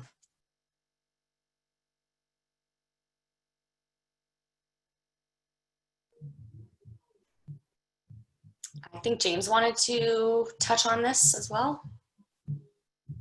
Thanks. Yeah, I also have, we've talked in our organizing committee about a couple ways to get off the ground. Of course, that's challenging for any nonprofit, but particularly for a nonprofit that wants to truck in real estate, which is very expensive. And then you add to that, the California and Santa Cruz market is just really prohibitively expensive. And so there's a lot of barriers to entry. And so that makes like establishing a CLT and kind of getting that initial experience quite challenging. And so some of the things that we have been talking about are hotel conversions, as Clayton mentioned earlier, particularly in the context of COVID. Many hotels are struggling to make ends meet, and foreclose on their, their mortgages. They have bills also. So that's an opportunity that we're kind of aware of, and the county actually recently has been also aware of the possibility of using motels and hotels for affordable housing. And so the county, I believe, has just recently, or is in the process of creating a new zoning code to transition what were kind of commercial residential spaces like motels into more permanent residential. So that's like one kind of opportunity for some low-hanging fruit that is particularly timely in the context of COVID. And of course, like working with cities or the county would be helpful, but not the only way to do that. Another option that we've been talking about a lot is the idea of a land drive. So as opposed to purely just fundraising funds and money in the hopes to one day be able to purchase land, there are many different ways that land can be transferred. So there's one thing in particular called a charitable bargain sale, where the owner of a piece of property could donate that land to the land trust and still recover up to 75% of the value of that land in tax credits over the next 5 years. So that's one option. Another option that we've been thinking about a lot, particularly just to get off the ground, would be a lease to own model. So because we as a land trust do not want to be solely dependent on the local government or on grants, et cetera, we would really like to be able to operate also through loans. However, both to qualify for large grants and to qualify for large loans, we need to have some kind of experience managing housing to kind of show that we have some legitimacy. And so one interesting way that we've been thinking about this is through a combination of like a land drive and a lease to own model, whereby perhaps a local landowner who is interested in supporting the land trust would enter into like a 1 year or 2 year lease with us. And this lease would of course allow us to rent out at below market rates in line with our bylaws and mission and et cetera. at a low rate. So basically, we would be renting that property from the landowner for a pretty low rate, very subsidized rate for a certain period, 1 or 2 years. And after that period, we could write into the lease kind of like a right of first refusal, or even like a predetermined price at which we would pay at the end of that period, as long as we've been able to uphold our end of the bargain. And that will not only kind of give us our first foray into land, but it will also allow us to kind of have some experience providing housing with people, gain some revenue for a year or two that might kind of lay the foundation for a down payment on a mortgage for that property once the lease expires. And then also, of course, by managing that property for 2 years, we would become a much greater candidate to both banks and granting institutions. So those are some of the things that we've begun thinking about in this area. Awesome. Well, thanks so much, everybody, for all your questions. So this is the moment where we'll go ahead and take a 15-minute break. So don't leave just yet. Our event's not over. Use the chance to get up, stretch, get some snacks, take a break, whatever you got to do. And then at about let's just say 3:40, we'll go ahead and reconvene on Zoom, and then we'll start our, we're gonna have a panel that's gonna be facilitated by Clara, who is from our organizing committee. And then towards the end, we'll be talking about ways for folks to get involved. So really encourage folks to stick around, come back at 3:40 so we can hear more and stuff like that. So see y'all at 3:40. Thanks so much.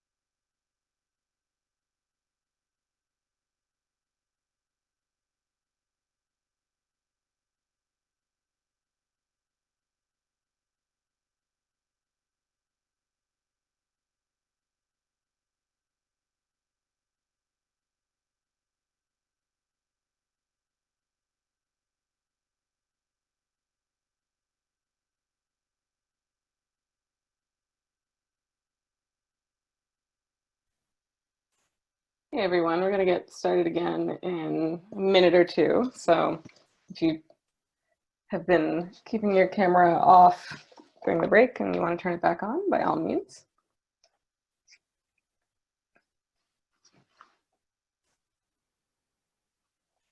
I'm Clara, by the way. I'm also one of the organizers with CCLT. I lived in Santa Cruz for 9 years and just left for Monterey a month ago. So that's me.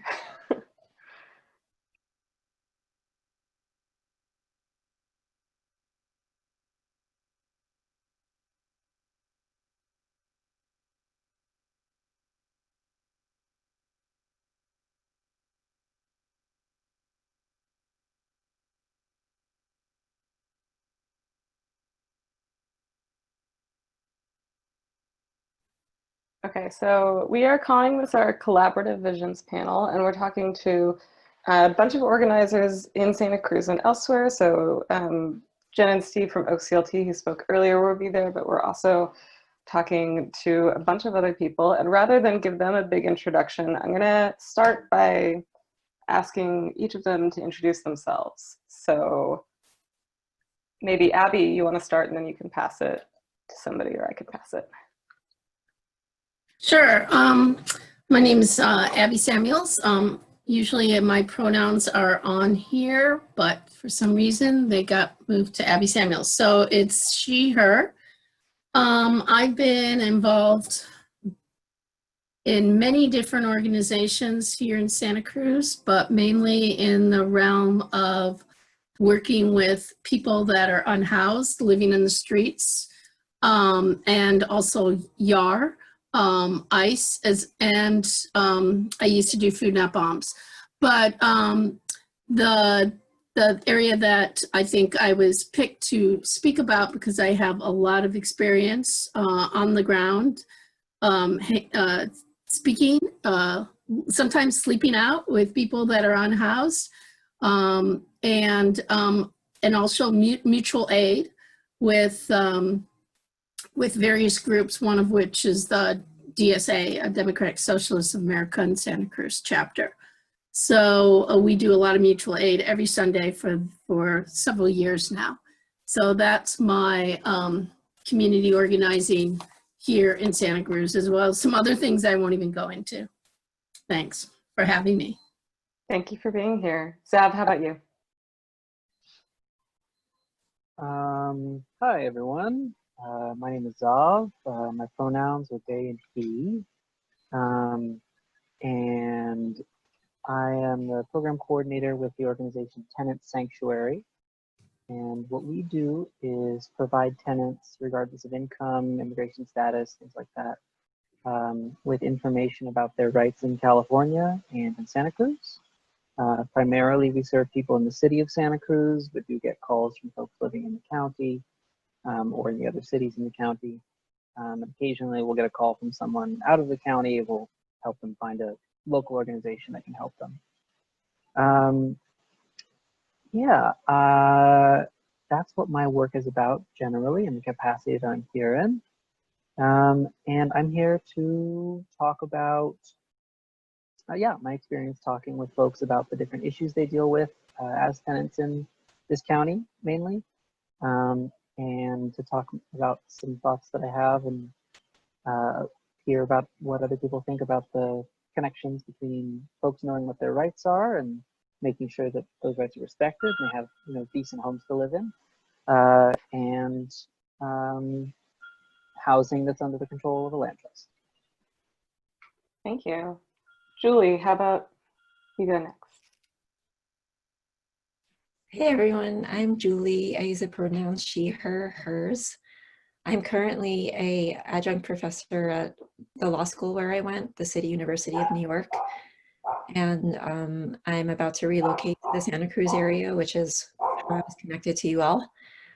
After law school, I worked at the Sustainable Economies Law Center in Oakland, who has helped pioneer some creative land ownership models like the East Bay Permanent Real Estate Cooperative. And they've helped reform securities law to allow for small investments to purchase affordable housing properties.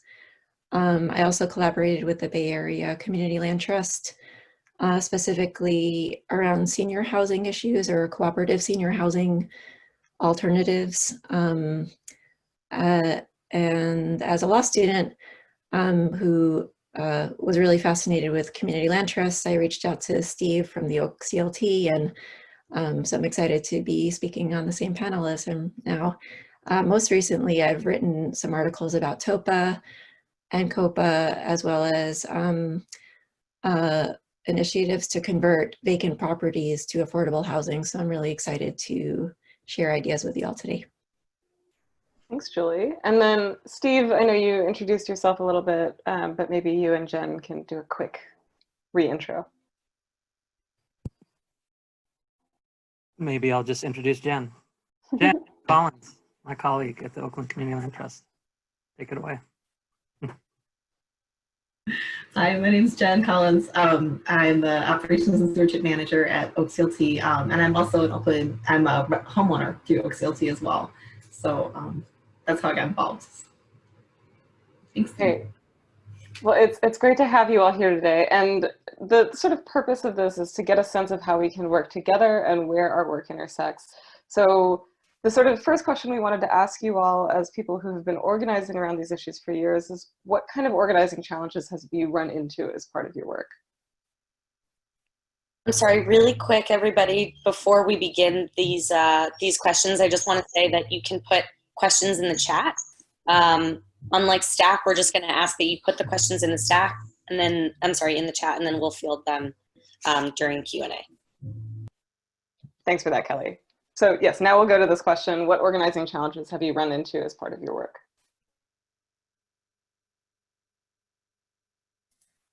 I can start off. The organizing challenges that I have come up against, similar to what Sandy Brown has mentioned, which is political will. As far as the unhoused community, I see so many solutions. It's just unbelievable, and yet there's no political will to do it. And until very, very, very recently, they did do something which is pretty successful, but it's going to go away, and that's the managed campground over at the Benchlands, which over 90 people are there.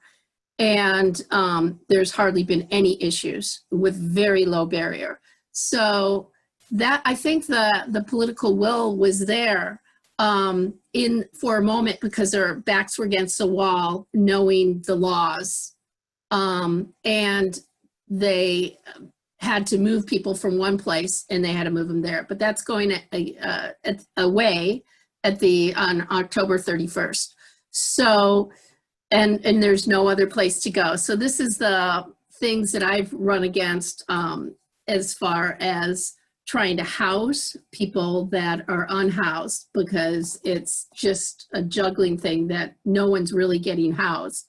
And it's smoke and mirrors constantly, including the article that came out today that said they hit a milestone and housed 1,000 people. We don't even, it's just so many smoke and mirrors in that one article, which I won't even go into. So that's the biggest thing, is political will that I've seen.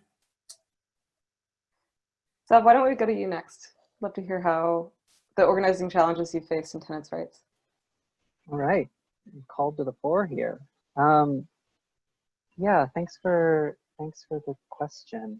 Definitely want to echo Abby and Sandy in terms of the question of political will being a serious issue.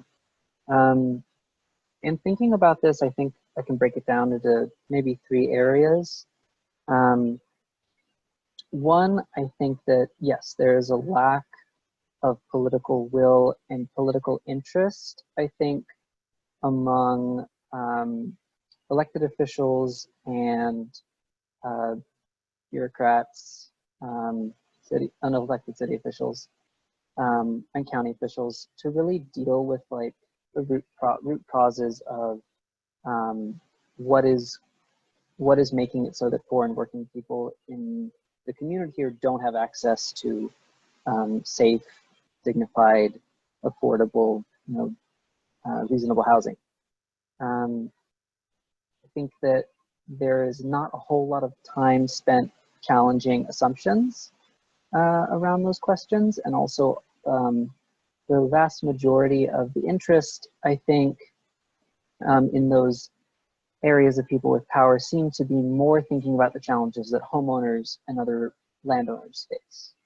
And so it's kind of a struggle to even speak to and get people to take seriously the situation that tenants do need kinds of support, like the kind that the organization I run operates provides, to the point that several years ago, the issue that got our organization to start was the city actually cutting funding for one of the only low-income legal aid entities that regularly serve tenants in the county, that caused that entity to relocate its offices from the city of Santa Cruz to Watsonville. And that's actually one of the events that got us starting. And but even then,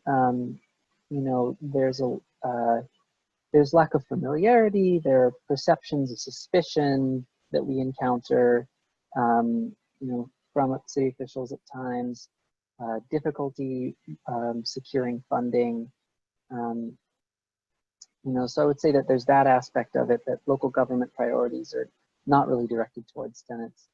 And then I would say on the other side of it, tenants, houseless people, and people in similar housing insecure situations, live-in caregivers, people in drug treatment programs, residential drug treatment programs, all fairly vulnerable people in terms of having access to stable, affordable housing here, are ourselves not politically organized. We're not, we don't regularly meet, we don't necessarily have the free time in the same ways or the stability that, and of course I don't want anyone to think that I'm saying, oh, well, all homeowners have it good, because I know there are working class homeowners in this community, and there are poor people that own their homes and struggle to be able to keep up with the mortgage and property taxes. I'm not trying to paint everyone with the same brush. But I just want to say in general, the categories of folks that I spoke about have less time on our hands, less stability from which to advocate for our position in society. And so I think that those are two really significant areas that I think are challenges. So I'll turn that question to Jen, Steve, and Julie now, but maybe we can add in, if you have faced the challenge of political will, how have you managed it?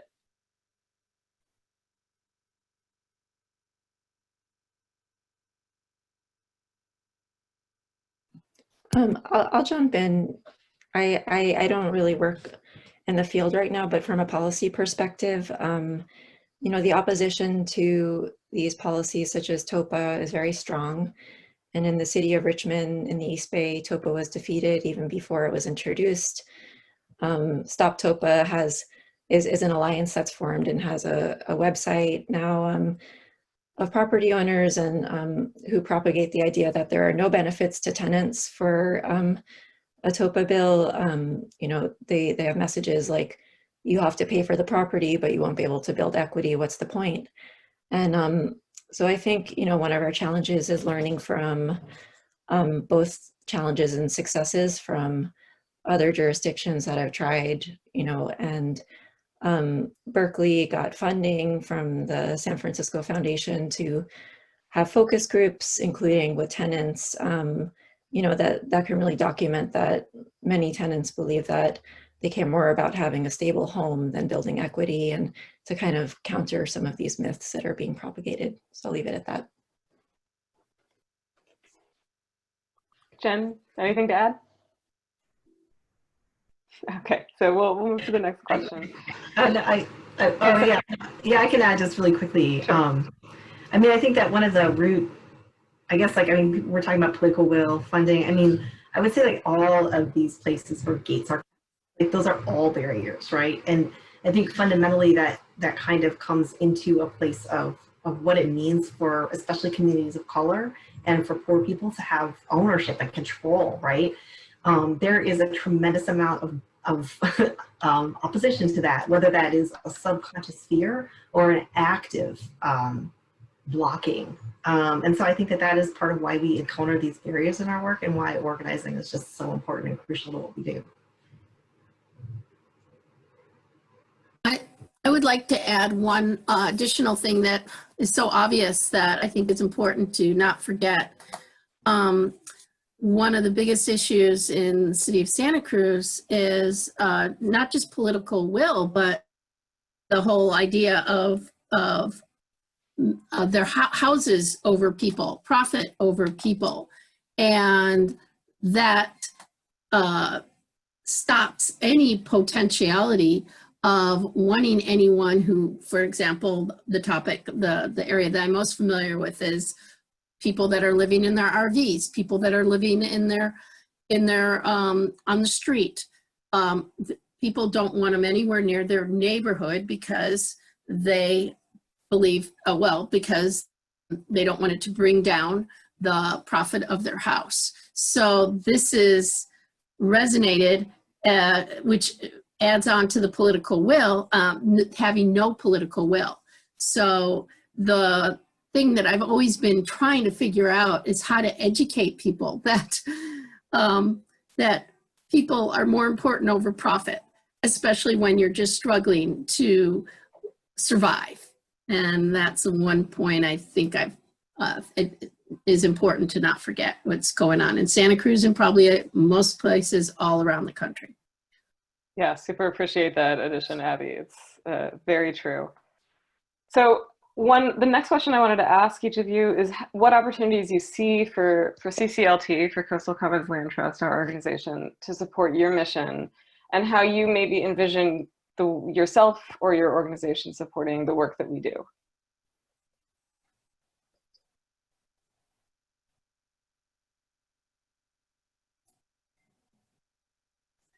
If I could, I'd like to speak to that. I am very excited about the prospect of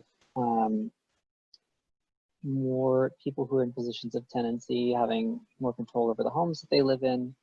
I'm very excited about the prospects for democratic control for residents of rented homes that a CLT might own.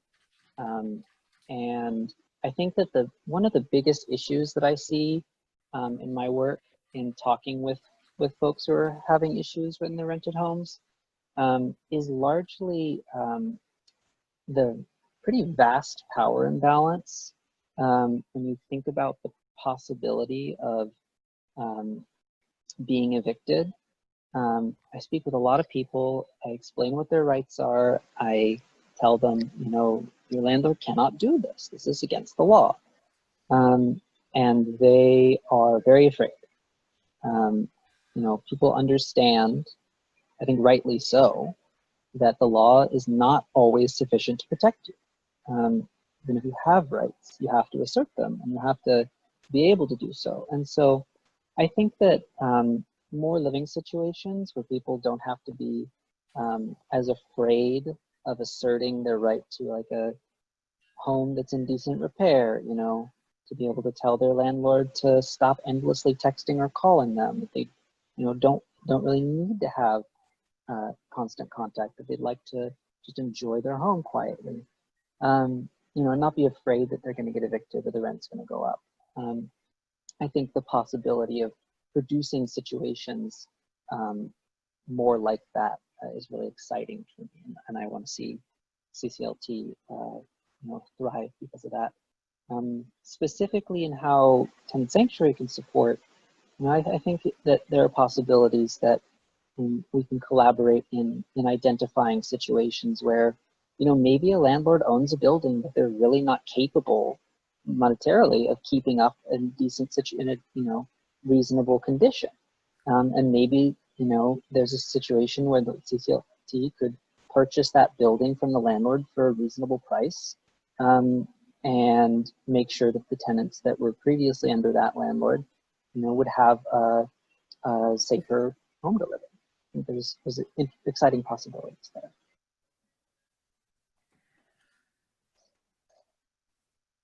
Anyone else have anything to add? Yeah, I'm also extremely excited about the just in the last, like I stated, in the last few months, what's happened over on the benchlands with the successful housing, basically for housing intents, but it's been quite successful. And I can see that a lot of people that are unhoused are kind of loners, and even though a lot of people still like to be around other people, and I'm not trying to put them all into one category, but there's so many people that don't fit into that the shelter way of living. So I can see this being amazingly successful, for instance, of owning a hotel and giving out rooms, and even having case managers there, even that being part of the structure, because that's how one of the reasons why it's working over in on the benchlands. Also, I want to add to that, as far as mutual aid, when the fires started hitting, a couple mutual aids popped up for unhoused people, and the amount of money that came up was so amazing. Was just amazing how much money came up, that a lot of mutual aid was able to happen and give out free tents, free sleeping bags, free whatever you need, first aid. And I can just see that going over into also into where people have a place that's dignified to live in their own little room or whatever it is. But I think it's so needed right here, and it would be an amazing situation. And one of the challenges is to find a place where the neighborhoods say it's okay to have those unsightly people near them. But if we own the land, I think it would make it, we have the rights to have who can be on that land. I think it would be amazing. So that's what I would like to say. Thanks. Thanks, Abby. Jen or Steve, I'd be interested to hear from you too, especially as a CLT in another area. How do you think we can support each other? Yeah, just we, even though we're only 10 years old and still small and kind of relative terms, we'd love to, just share and support other CLTs through mutual aid as much as we can. So happy to, be a resource in any way as you're pursuing projects, looking for funding, all those kinds of things. And I'd maybe turn it over to Jen to maybe put in a little plug for the California CLT network that she's on the board of. Yeah, thanks, Steve. And that's exactly right. So, and CCLT has recently joined the California Community Land Trust Network. So this is just an area where we do have a network of mutual aid. And so we're statewide, and then there's also like a broader Bay Area regional cohort, which you guys are also part of that kind of larger cohort. And it's a great opportunity to, for example, get technical support from other CLTs to work on ideas together, like innovative projects that everyone is trying to figure out how to make those work. There's a policy committee, and we have a section on taxation, zoning regulations, TOPA, statewide TOPA, which we recently were involved in, the statewide push for TOPA. There's just a lot of ways to both plug in and then also get information out of that. And so it's really exciting. I'm just super excited to work with you guys on a larger basis. And Abby, it's really interesting that you're talking about. There's actually a CLT in Rochester that does do exactly what you're talking about. There's a partnership where unhoused folk are able to stay on CLT land. So that's another place where like that partnership comes into play. Like they're part of the Solutions Network. So there's a lot of inroads to working with and communicating with those CLTs to see how they make those projects work and how they can be replicated locally. Julie, I know we've been, Sure. oh, sorry, go ahead. I'll jump in. And then you can ask me if I haven't answered your question. But just as an attorney, I'd be happy to give advice about incorporation or bylaws or any sort of legal documents that the CLT will need or a tenant association may need before they can apply for loans to potentially, acquire property.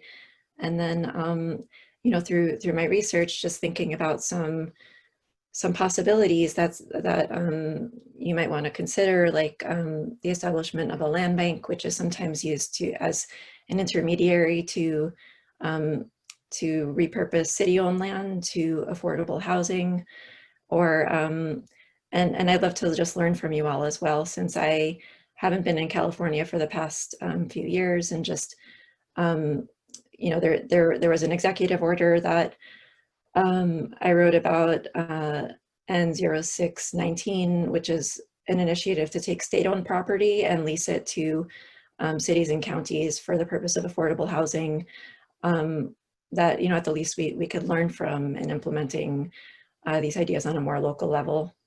And then also, in the time of COVID, there was Project Room Key and Project Home Key, which was meant to help, cities and counties purchase hotels to house the homeless. But I know that things are a lot more complicated in implementing them than it is in just reading about it. So I look forward to collaborating and seeing what's possible. We have an audience question, and I think I'll pose this first to Jen and Steve, but then feel free to chime in if you have suggestions. So this is a question around how we prioritize who gets the limited number of units available in a CLT.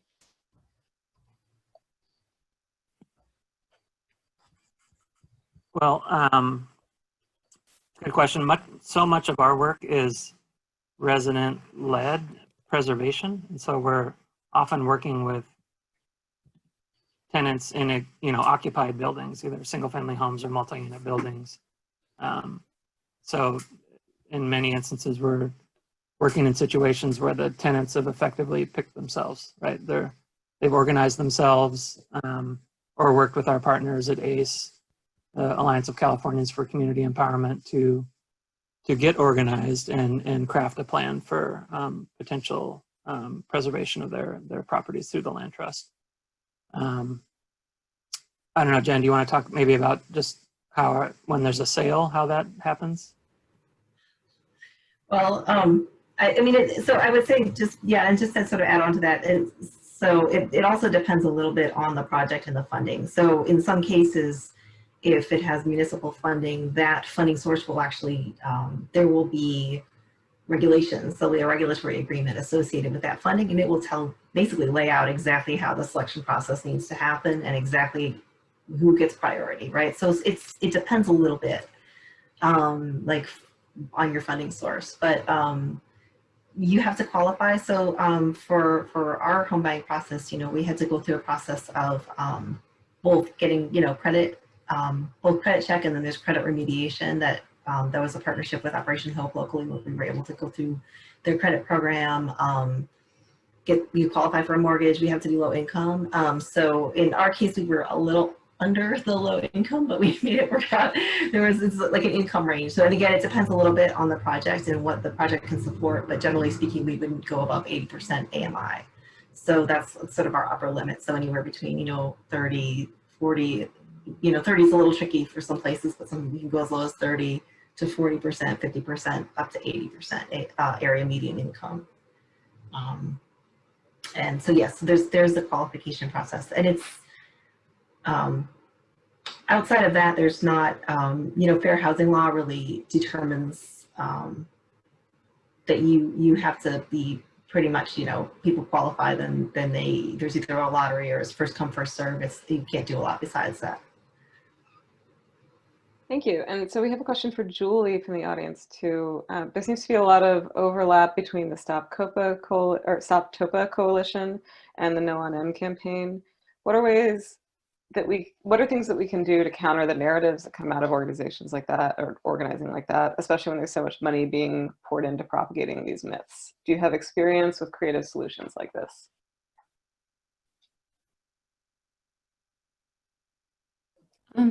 I guess I could just say that numbers, just be armed with statistics of how an unregulated housing market equals rampant displacement of, especially of low-income communities. Corporate real estate firms like Wedgwood, in Oakland that, that receive so much media attention, like these practices of warehousing properties are rampant. So it's not, if these companies are buying properties and keeping them vacant intentionally, and then we still have a problem with homelessness and people don't have enough affordable housing, then this is a problem that we can do something about, and to just kind of be armed with facts to debunk the myths that an unregulated housing market does not work. It's not humane. And I think that especially during the pandemic, we see that people not having adequate housing is a problem that affects us all. Thank you. So the next question we have for Zav and Abby: can you talk about the intersections of mutual aid and tenants' rights and how they pertain to affordability?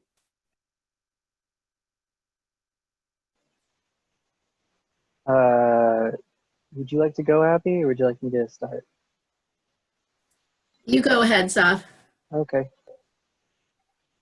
I feel like I covered this a little bit in what I said earlier about people being afraid to assert their rights.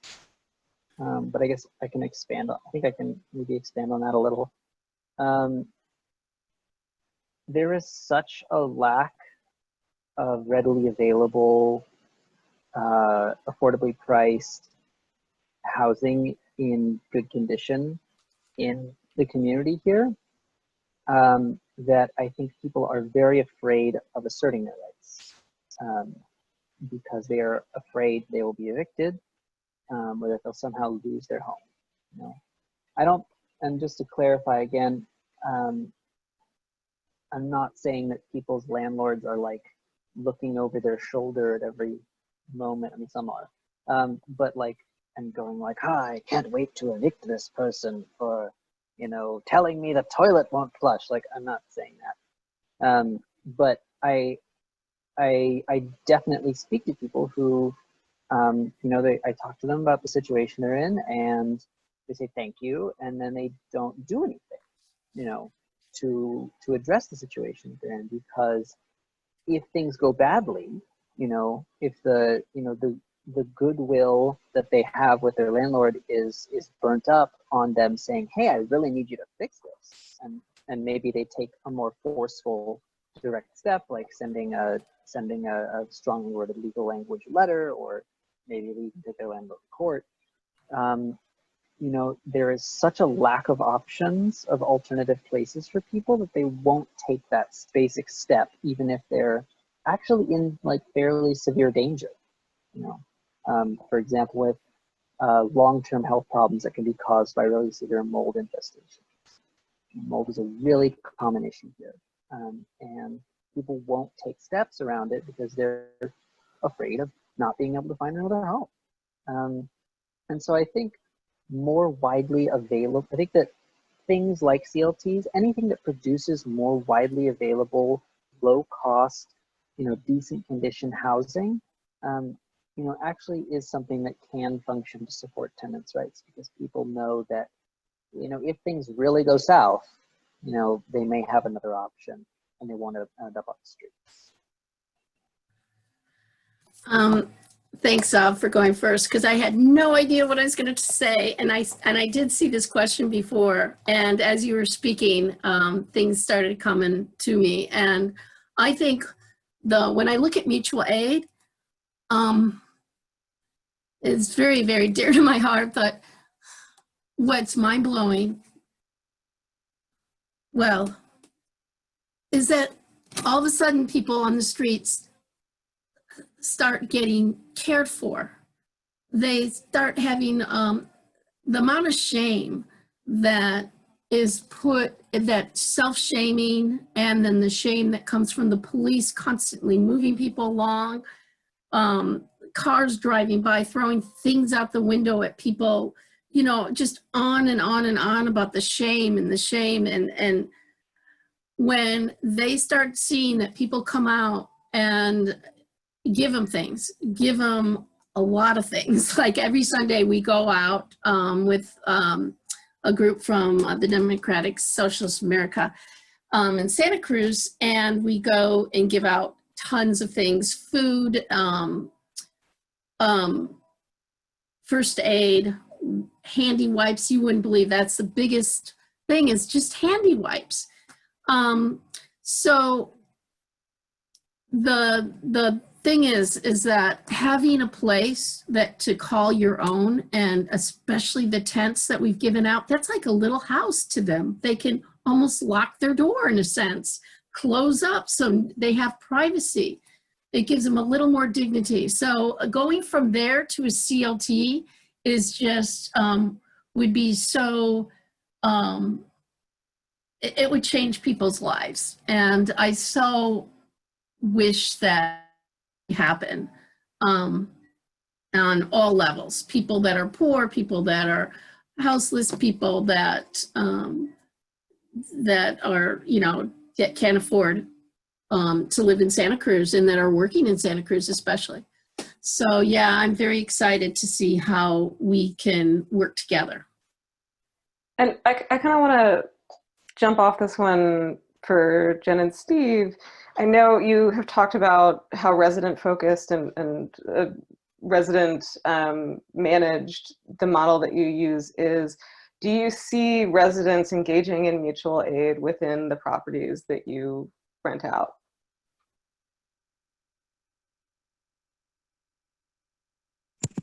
You want to go, Jen? Yeah, so yes. And we also, so in addition to sort of the organic mutual aid that folks, I mean, it depends a little bit on the building. Obviously tenants, you know, when we acquire a property, it's occupied. People are living there as tenants. They may or may not know one another, right? So there's, in some cases, they're better organized than others. But what we do to facilitate that is to, you know, just as we work people towards cooperative ownership, we're having regular meetings within the building. We also have a monthly all resident and all tenant meeting for our commercial as well as our residential tenants, homeowners, everyone. And those are opportunities for folks to really step in and create programs. So our urban farming program is coming out of that. Our folks are coming together around urban farms, cooperatively owned businesses, stuff like that. So those become also places where people can tag into each other. We do make a Slack channel. It's a little underutilized, but I think a lot of the role of the CLT is really facilitating those relationships and supporting the relationships. Thank you. All right. So I actually think we have kind of talked about this a little bit, but maybe Julie, you can talk to that second part a little bit. How has TOPA helped with building tenant power? Sure. Well, just looking at other examples like the DC TOPA bill, which was enacted in 1980, has led to the creation of hundreds of tenant associations across DC. And these smaller tenant associations were leaders and organizers in creating a district-wide, a DC tenants union in 2019, which is focused on, rent control and other rent protections. So yeah, I think having an official policy that that needs tenants to sign off on their property being sold is empowering and can lead to more rent protections down the line. And I'm sure Steve and Jen can speak to the Moms for Housing group, gaining control and getting the right to stay in the property that they occupied, I think was very inspiring. And it's great that the Oakland TOPA bill be named after that group. Yeah, and to just inspire other tenants as well as people in need of adequate housing to feel like they have a right, and maybe even the city or nonprofit organizations and CLTs will support them in gaining that right. There's a question in the chat too from Beverly asking about policy with HUD. There's a lot here, so I'm going to try to do my best to sort of sum it up. But it seems like the gist is the question about tenants paying a landowner for years. So a family gets to live there at reduced rent, but they don't come out of it with much in the way of equity or owning anything. Mm-hmm. So I think the question, I don't exactly know how to frame the question, but yeah, just maybe you can speak to that in your experience and how it sort of relates to these other issues. Yeah, I'm definitely not an expert, so anyone else, please feel free to jump in. But I think Beverly's just talking about these federally subsidized housing programs not really leading to any tenant ownership or empowerment, and I agree. And it's also, very hard, I think, at the federal level to work for any meaningful reform, which is why working at a local or statewide level is more, it seems more tenable to me, especially in the housing realm. Yeah. I would just add that quickly the Section 8 program has a very underutilized aspect where the Section 8 voucher can be used towards home ownership. So that may be something to explore with your local housing authority. Also, that project-based Section 8 vouchers that are attached to individual units can definitely be utilized by CLTs and can be used to pay housing cooperative shares. So there are opportunities to dig into some of those federal programs. I think the challenge is that they're rarely utilized in the ways that a CLT or a housing co-op might use them. So it takes some some push on our end to get the housing authorities to allow it. And also there's a huge waiting list to even get on Section 8 if you're not already on the waiting list. I think it's a 2-year wait or more. I'm not even sure if it's open at the moment. It might be. So I think this actually segues nicely into our next question, which is, all of you are seasoned organizers working on some element of housing or homelessness or tenancy. So if you could give us one piece of advice as a fairly new organization, what would it be?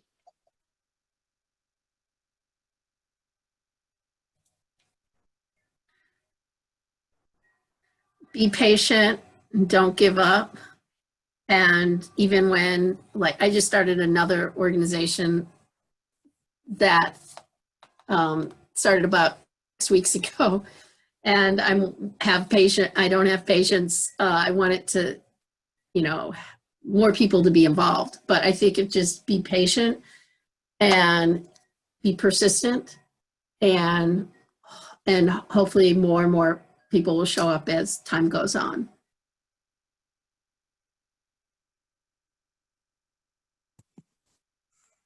Persistence was the first word that came to mind as well, Clara, when you said that. I think I can't tell you how many times, how many banks, funders, other affordable housing organizations have said no to us, have been skeptical about the work we do, have said that it won't work. It still happens. It happens almost every week. So, I finally realized that they're often wrong, and that CLTs are setting out to do something different, that we're not doing work in the same way that most traditional affordable housing organizations do this work. As Jen said, we're setting out actually to shift power relations and transfer ownership to low-income folks and communities of color where that has been withheld for generations. And so that's obviously one of the barriers, but persistence is it. And you're probably right in most situations, even if you're getting flack and skepticism from the gatekeepers that administer most of the systems that we end up working in.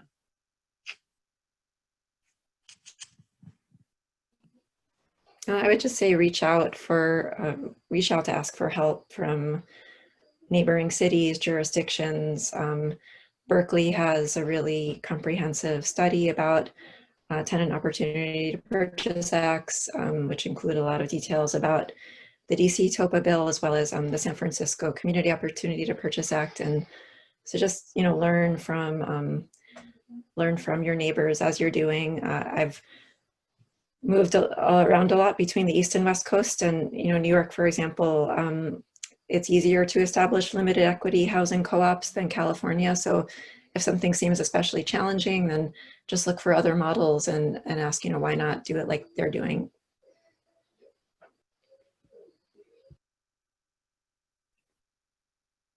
Sav, anything you want to add?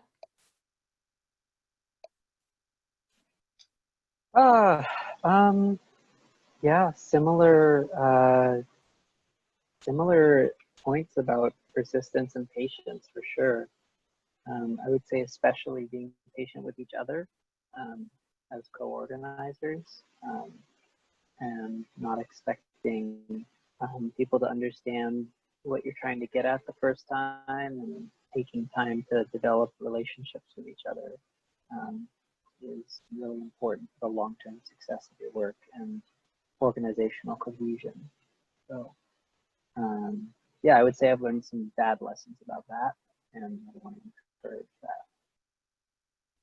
Thank you.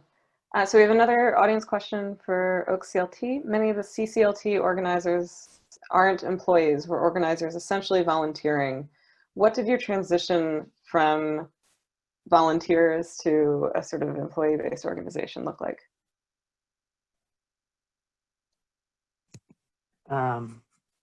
So we were co-founded by another nonprofit organization and incubated by that organization for the first 7 years of our existence, and actually had shared back office staff.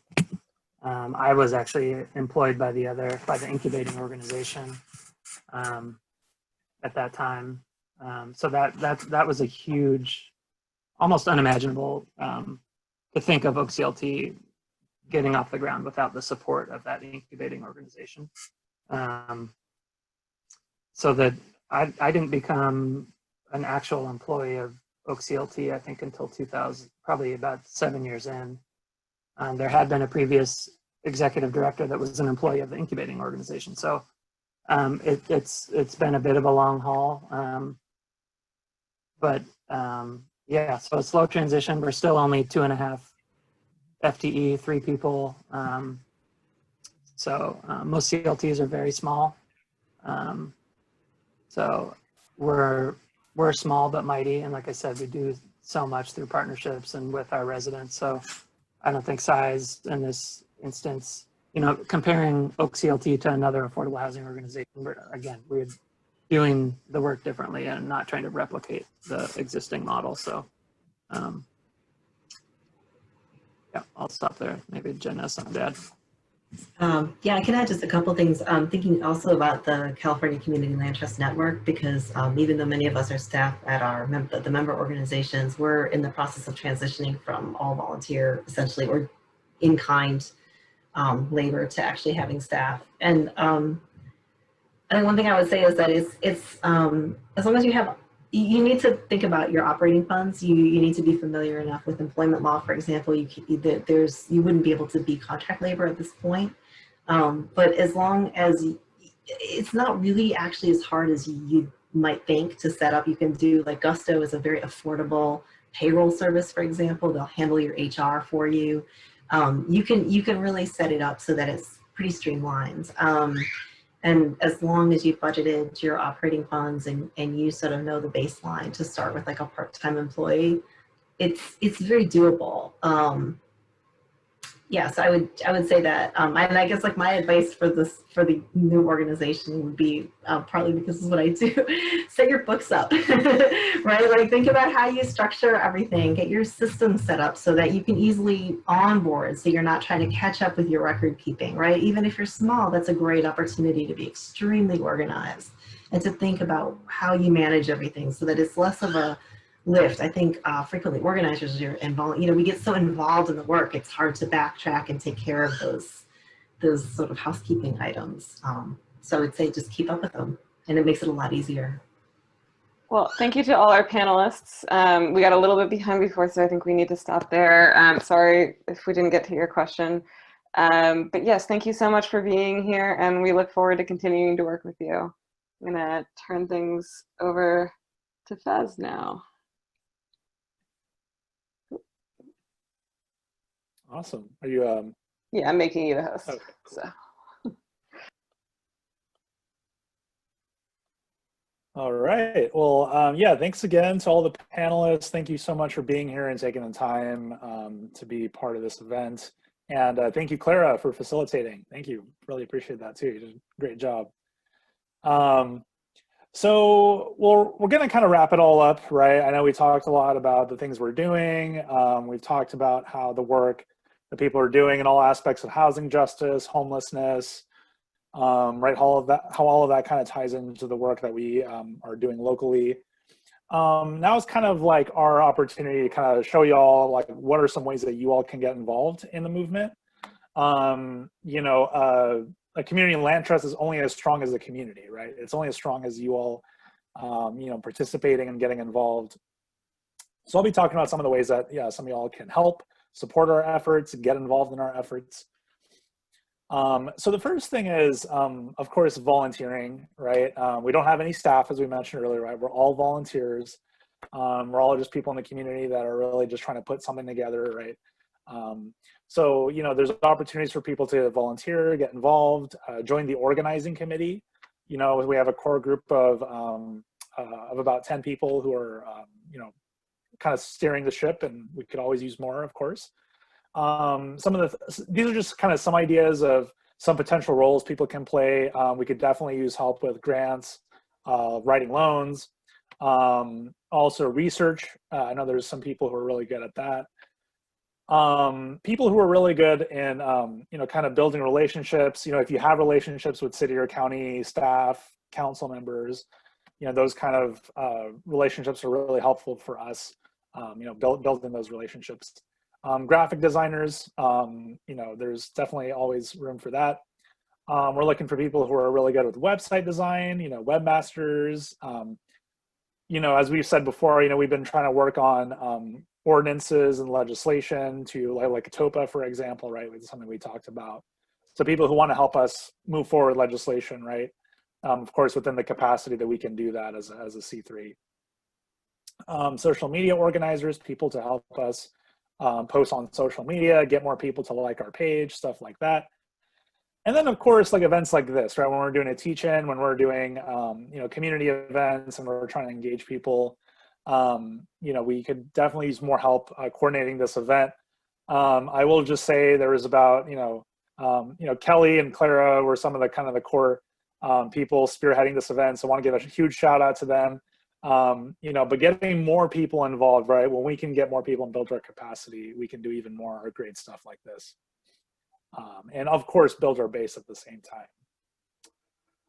time. You can become a member. So we're a member-driven nonprofit, which means you know, even though we have a board of directors and officers and stuff like that, we want to build a membership because we feel like the membership is the best way to engage people into the community land trust. So as a member, of course, you would be a decision maker, a key player in the direction of the organization. And of course, you know, members pay dues, right? So dues help us financially with getting up off the ground.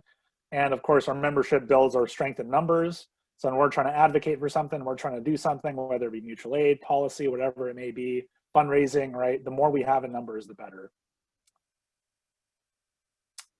You can also, if you're an allied landlord or a homeowner and you're just really like passionate about the work that we're doing, you can donate your land or sell your land to us. And some of the benefits of that, of course, you get a huge tax write-off. I know that if you sell your property on the open market, there's a lot of taxes you pay for capital gains. Imagine just selling, you know, just giving your land to us and then getting 70% of that back, as opposed to potentially 60%, right? You would still own, you'd still control your property, right? You just donate, sell the land to us so that we can actually build our portfolio and achieve the mission that we want to do in Santa Cruz. You would reduce your property taxes. And then also, you know, you just help us grow, right? Grow our vision and, you know, by us increasing our portfolio, you would help us combat gentrification and create truly affordable housing in Santa Cruz. So we have abilities for folks to do that as well. And then, of course, just money. You can just give us your money. You can donate to our cause. You know, we want to be as grassroots as possible. We understand grants and loans are very competitive. You know, we're hoping we can be an organization that is also largely successful in part due to grassroots contributions. Whether you have 20 bucks, you know, 5 bucks, 50, 100, 1,000, 10,000, you know, however much you can give would be a really great help. And you can do that on our website. We actually just got a donate button up yesterday, just in time for this event. So for people who want to donate, you can do that. Just a quick note on this though. If you are donating via check, we are fiscally sponsored by the Center for Political Ecology. So you would have to make your check out to them. But in the notes section of your check, you can write in Community Land Trust or CLT so that they know it's going to us. So I am going to drop a link in the chat, and this is also the link in the slide. So it's coastalcommonslandtrust.org/join. I'm going to encourage folks, right now is your opportunity to sign up.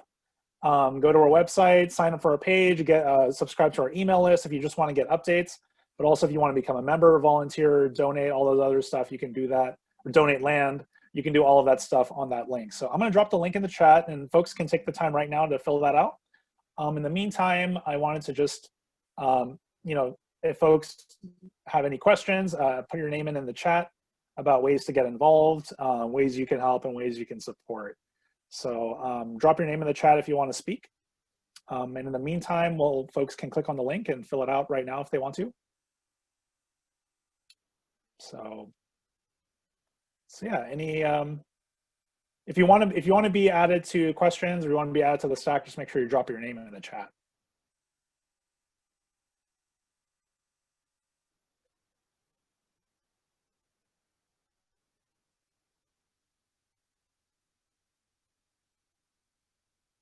Going once. Going twice.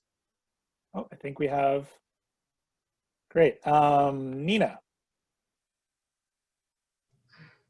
Let Diana go first. I was filling out yeah, let Diana go first, please. Okay, sounds good. We'll come back to you. Thank you. Ellie, real quick, just to answer your question, if someone is on the mailing list, are they a member? So you're on our list, so you'll definitely get updates, but and we'll definitely be emailing you to see if you want to become a member again. We're going to be building up our membership. I would just recommend just filling out our form again, because even though we have you in the mailing list, we don't know a whole lot about how you want to get involved, right? So I would just recommend filling out the link anyway. And so we can know like how you want to get involved, how you want to participate, how you want to contribute. So, Diana? Thank you so much for doing this presentation. I learned a lot because, you know, I build affordable housing for a living. That's all I know how to do. But you know, that piece helps folks get stabilized. But the next step, home ownership, the equity piece is the part that, you know, we need to figure out, because that's the part that's really underfunded, you know, in all aspects of affordable housing funding. So I really appreciate that there's this group here in Santa Cruz County, because it's really through that equity piece, the home ownership piece, that you can really build the wealth for people of color, and really have that in your family. You know, that's really how you can really address any issues regarding racial equity and so many more issues. So I appreciate it. So I just want to say thank you, and let's keep it going. Yeah, thanks, Diana. I appreciate that.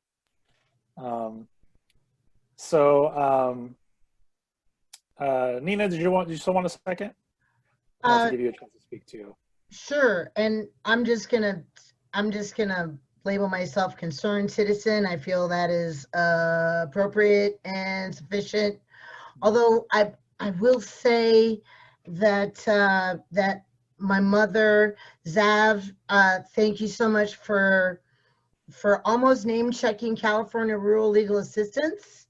because my mother worked there for 17 years. She actually started as an intern there just before the 1989 Loma Prieta earthquake, and retired from there 17 years later as a paralegal. And so she was really on the front lines of a lot of these issues. And and they infuriate her, and by proxy infuriate me. So for me to sit through a meeting about affordable housing in Santa Cruz is excruciating. And so I'm really glad to hear all of this positivity because it's really gotten me through it. But it also triggers all the thoughts that I have in my head about it. I encountered in about 2011 a bunch of young people ages 16 through 25 who through no fault of their own could not find a place to live in this town, and worked very hard, and had their credit ruined, and had their driver's licenses, if they had them, taken away because they were harassed within an inch of their lives by Santa Cruz PD for sleeping outdoors. And that, again, infuriated me. And even though I was a Section 8 renter, I took many of them in, often because it was the middle of winter and I'm a human being. And I did that for a number of years in a couple different places. And it cost me a place. And, you know, I don't need to do that anymore, fortunately, because all of those kids are housed now because they left Santa Cruz. Leaving Santa Cruz actually was like removing cement boots from their feet, interestingly enough. And one of them I'm actually going to adopt legally, which is fun. She lives up in Mairica. Her name is Leilani.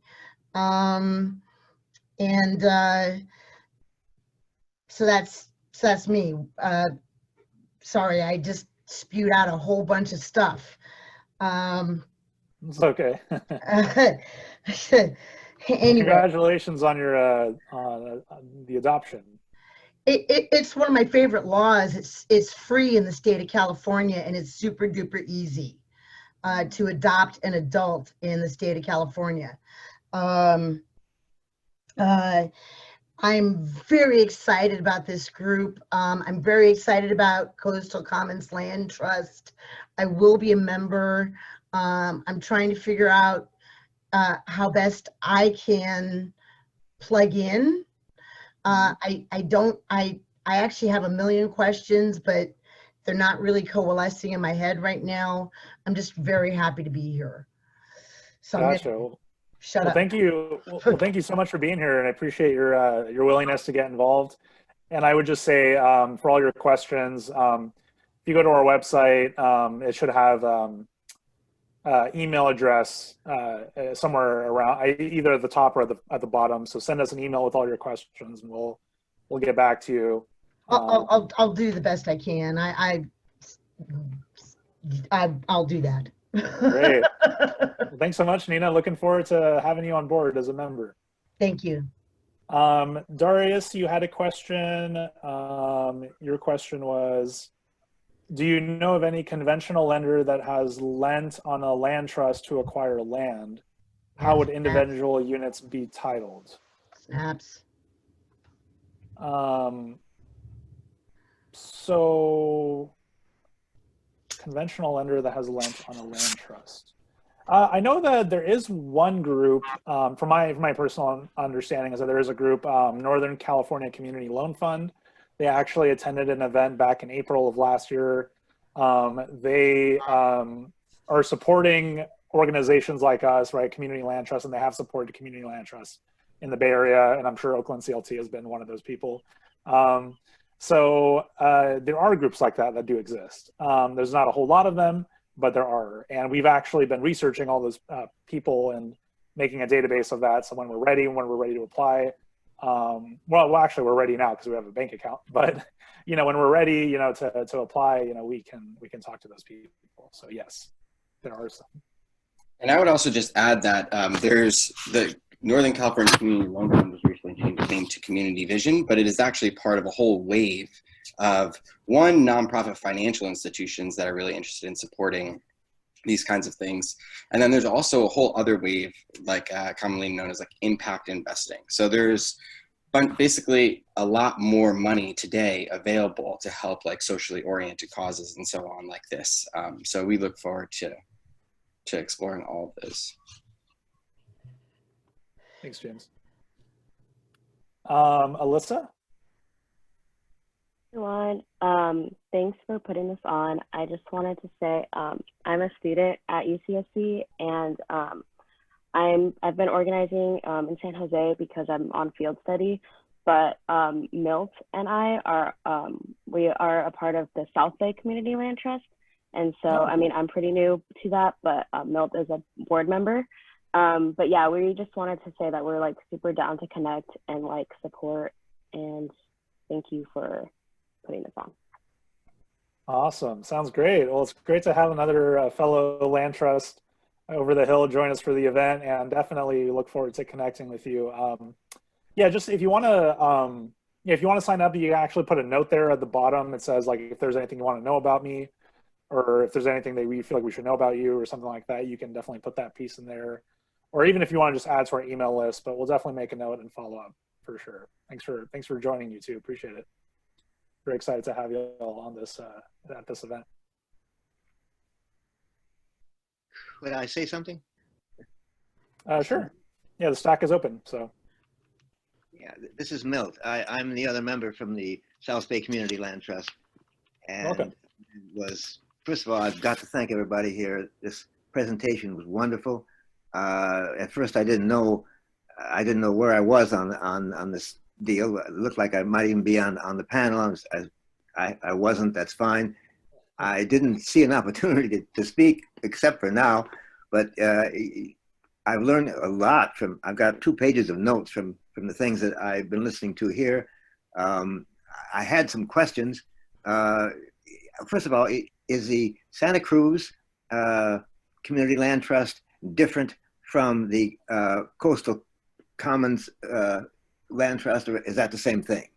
You're talking about the Santa Cruz Community Land Trust or the Land Trust of Santa Cruz County? I know that sounds similar. But... Well, yeah, I think the Land Trust of Santa Cruz County, as well as also this coastal community. I can't see the thing here.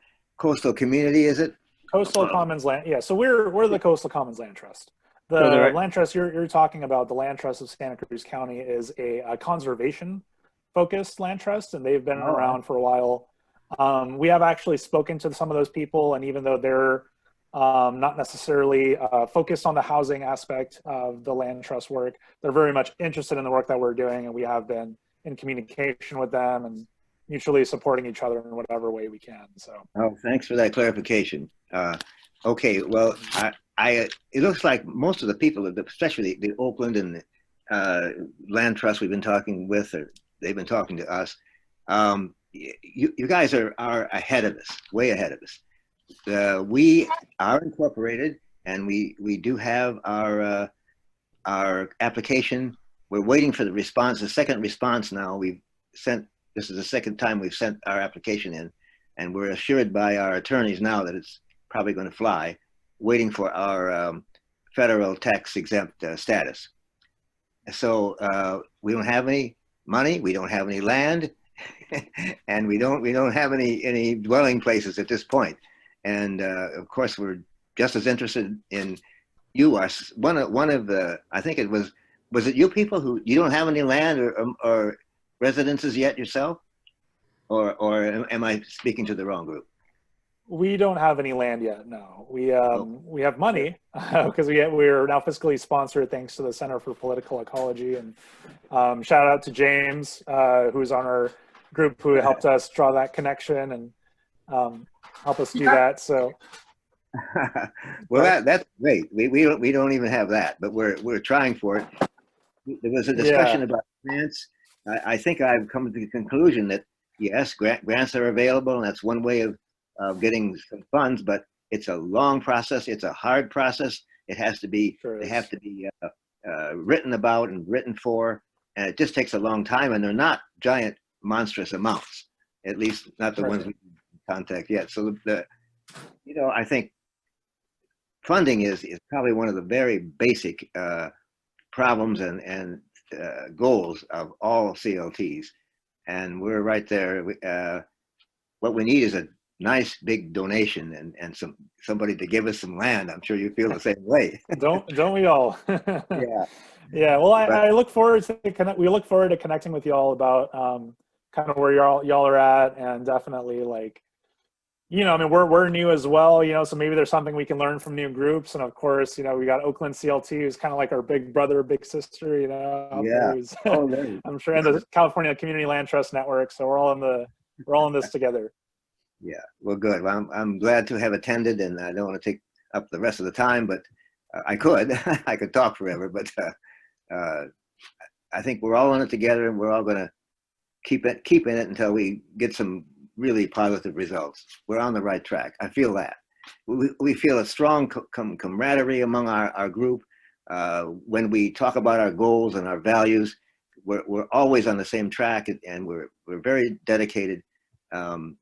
We want to take our show on the road. We want to talk to groups that we can try to recruit members from, like you just were talking about, and by that means gain in our popularity and in our enthusiasm and in our ability, hopefully, to get going and actually have some land and some residences. Perpetual, affordable rent. That's the goal. Absolutely. Thank you, Milt. Appreciate it. Thank you. Thanks for being here. Anyone else? Any other just general questions? I mean, looks like we got a lot of time here, so if folks have any general questions, just go ahead and add your name to the chat.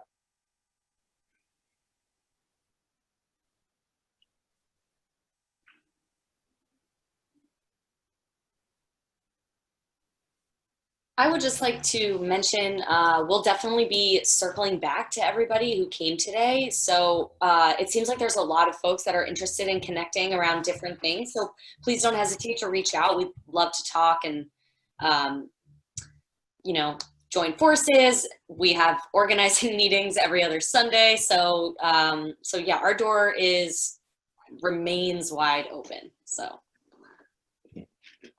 And just to add to what Kelly said, so when we say we're going to circle back, we're going to send an email with a sort of survey about the event to try to figure out what was useful for you and what wasn't. But we'll also try to include some opportunities there where you can talk about what you're interested in, if you're interested in volunteering and organizing with us. Also, I'd like to say that we have a tremendous, exactly the same problem. It could have been me talking about the lack of political interest and will in this area from cities, from our city council, and from a lot of political entities. That people they're just not on our track. They're not ready yet for it. They just don't believe in the system. They're not necessarily evil people, although there may be one or two exceptions, but they see it a different way. They're sort of trickle down people and other means of trying to make things right that haven't worked and aren't working, and they're just not ready to look at our view very strongly at this point. It's sometimes very frustrating, and we just got through with a meeting where we were going. They were trying to figure out how to fund these programs, and maybe Elisa could speak a little more about that. The frustrations of our council meeting the other night, Elisa? Sorry, I'm gonna have to hop off because my computer's dying, but we could definitely pass like notes about that because I think that would be super helpful. But yes, thanks for bringing that up. Okay. Well, yeah, I would say that you know, and I think you're right, Milt. I think, you know, there is a political challenge here, right? And I think we're and sorry, Beverly, we'll get to you next. There is definitely it's a paradigm shift, right? I mean, I think we live, it's not just, you know, San Jose or Santa Cruz, it's everywhere, right? I mean, I think the for-profit real estate industry has done a really good job at perpetuating the notion that our only way to achieve affordability is through, as Sandy mentioned earlier, right, the trickle down effect, right, or building more housing to somehow create more, building more to make more affordable housing, right? And I think we're very much trying to create a new type of vision, right? That you know, there is a way to do that, but it isn't through building housing. It is through actually preserving. Well, part of it is preserving the actual housing, right? There's affordable housing protection, as we mentioned. There's, you know, rights protections for renters. There's building more affordable housing, of course, which is what a lot of nonprofit developers are doing. But I think what we're proposing is a very seems like a very new idea, not whole, but it is gaining traction, right? As we are seeing community land trusts pop up all across the country. It's definitely a movement that is growing, especially in recent times with the housing crisis that we're in California. So we have to keep that in mind. There is progress, and just keep right. that. Absolutely. Just may not be today, tomorrow. Right. So Beverly, I figured maybe it'd just be easier if you wanted to just unmute yourself and maybe just speak if you wanted to.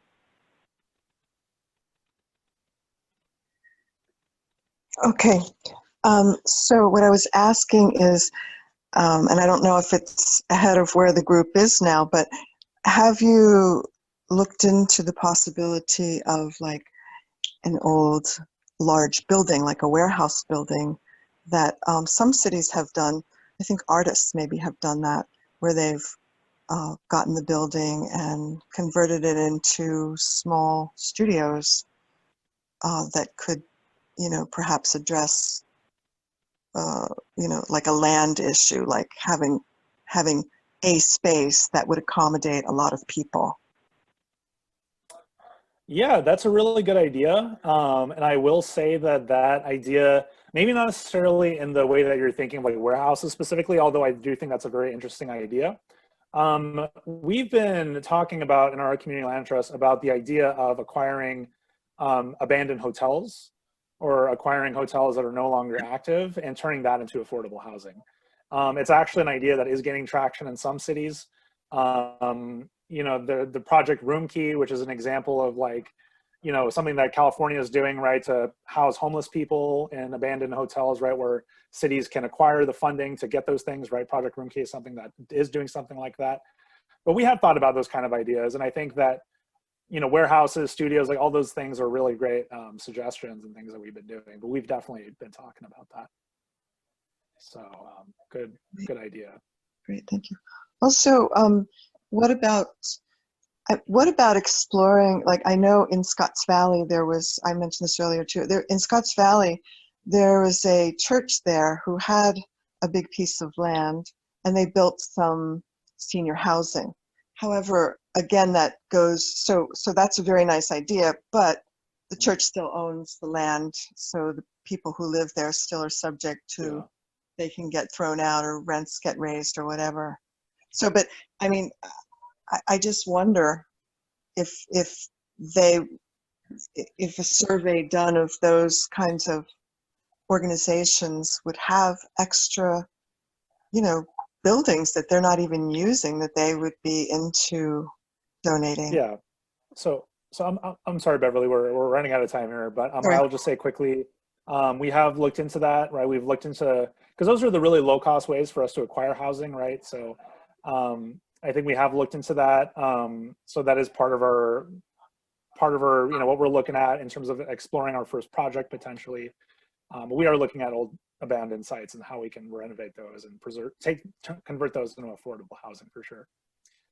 Well, it is 4:59, so I do want to be mindful of everyone's time. We appreciate you all so much for being here. Thanks so much for joining us and taking this time out of your Saturday to be a part of this event and learn more.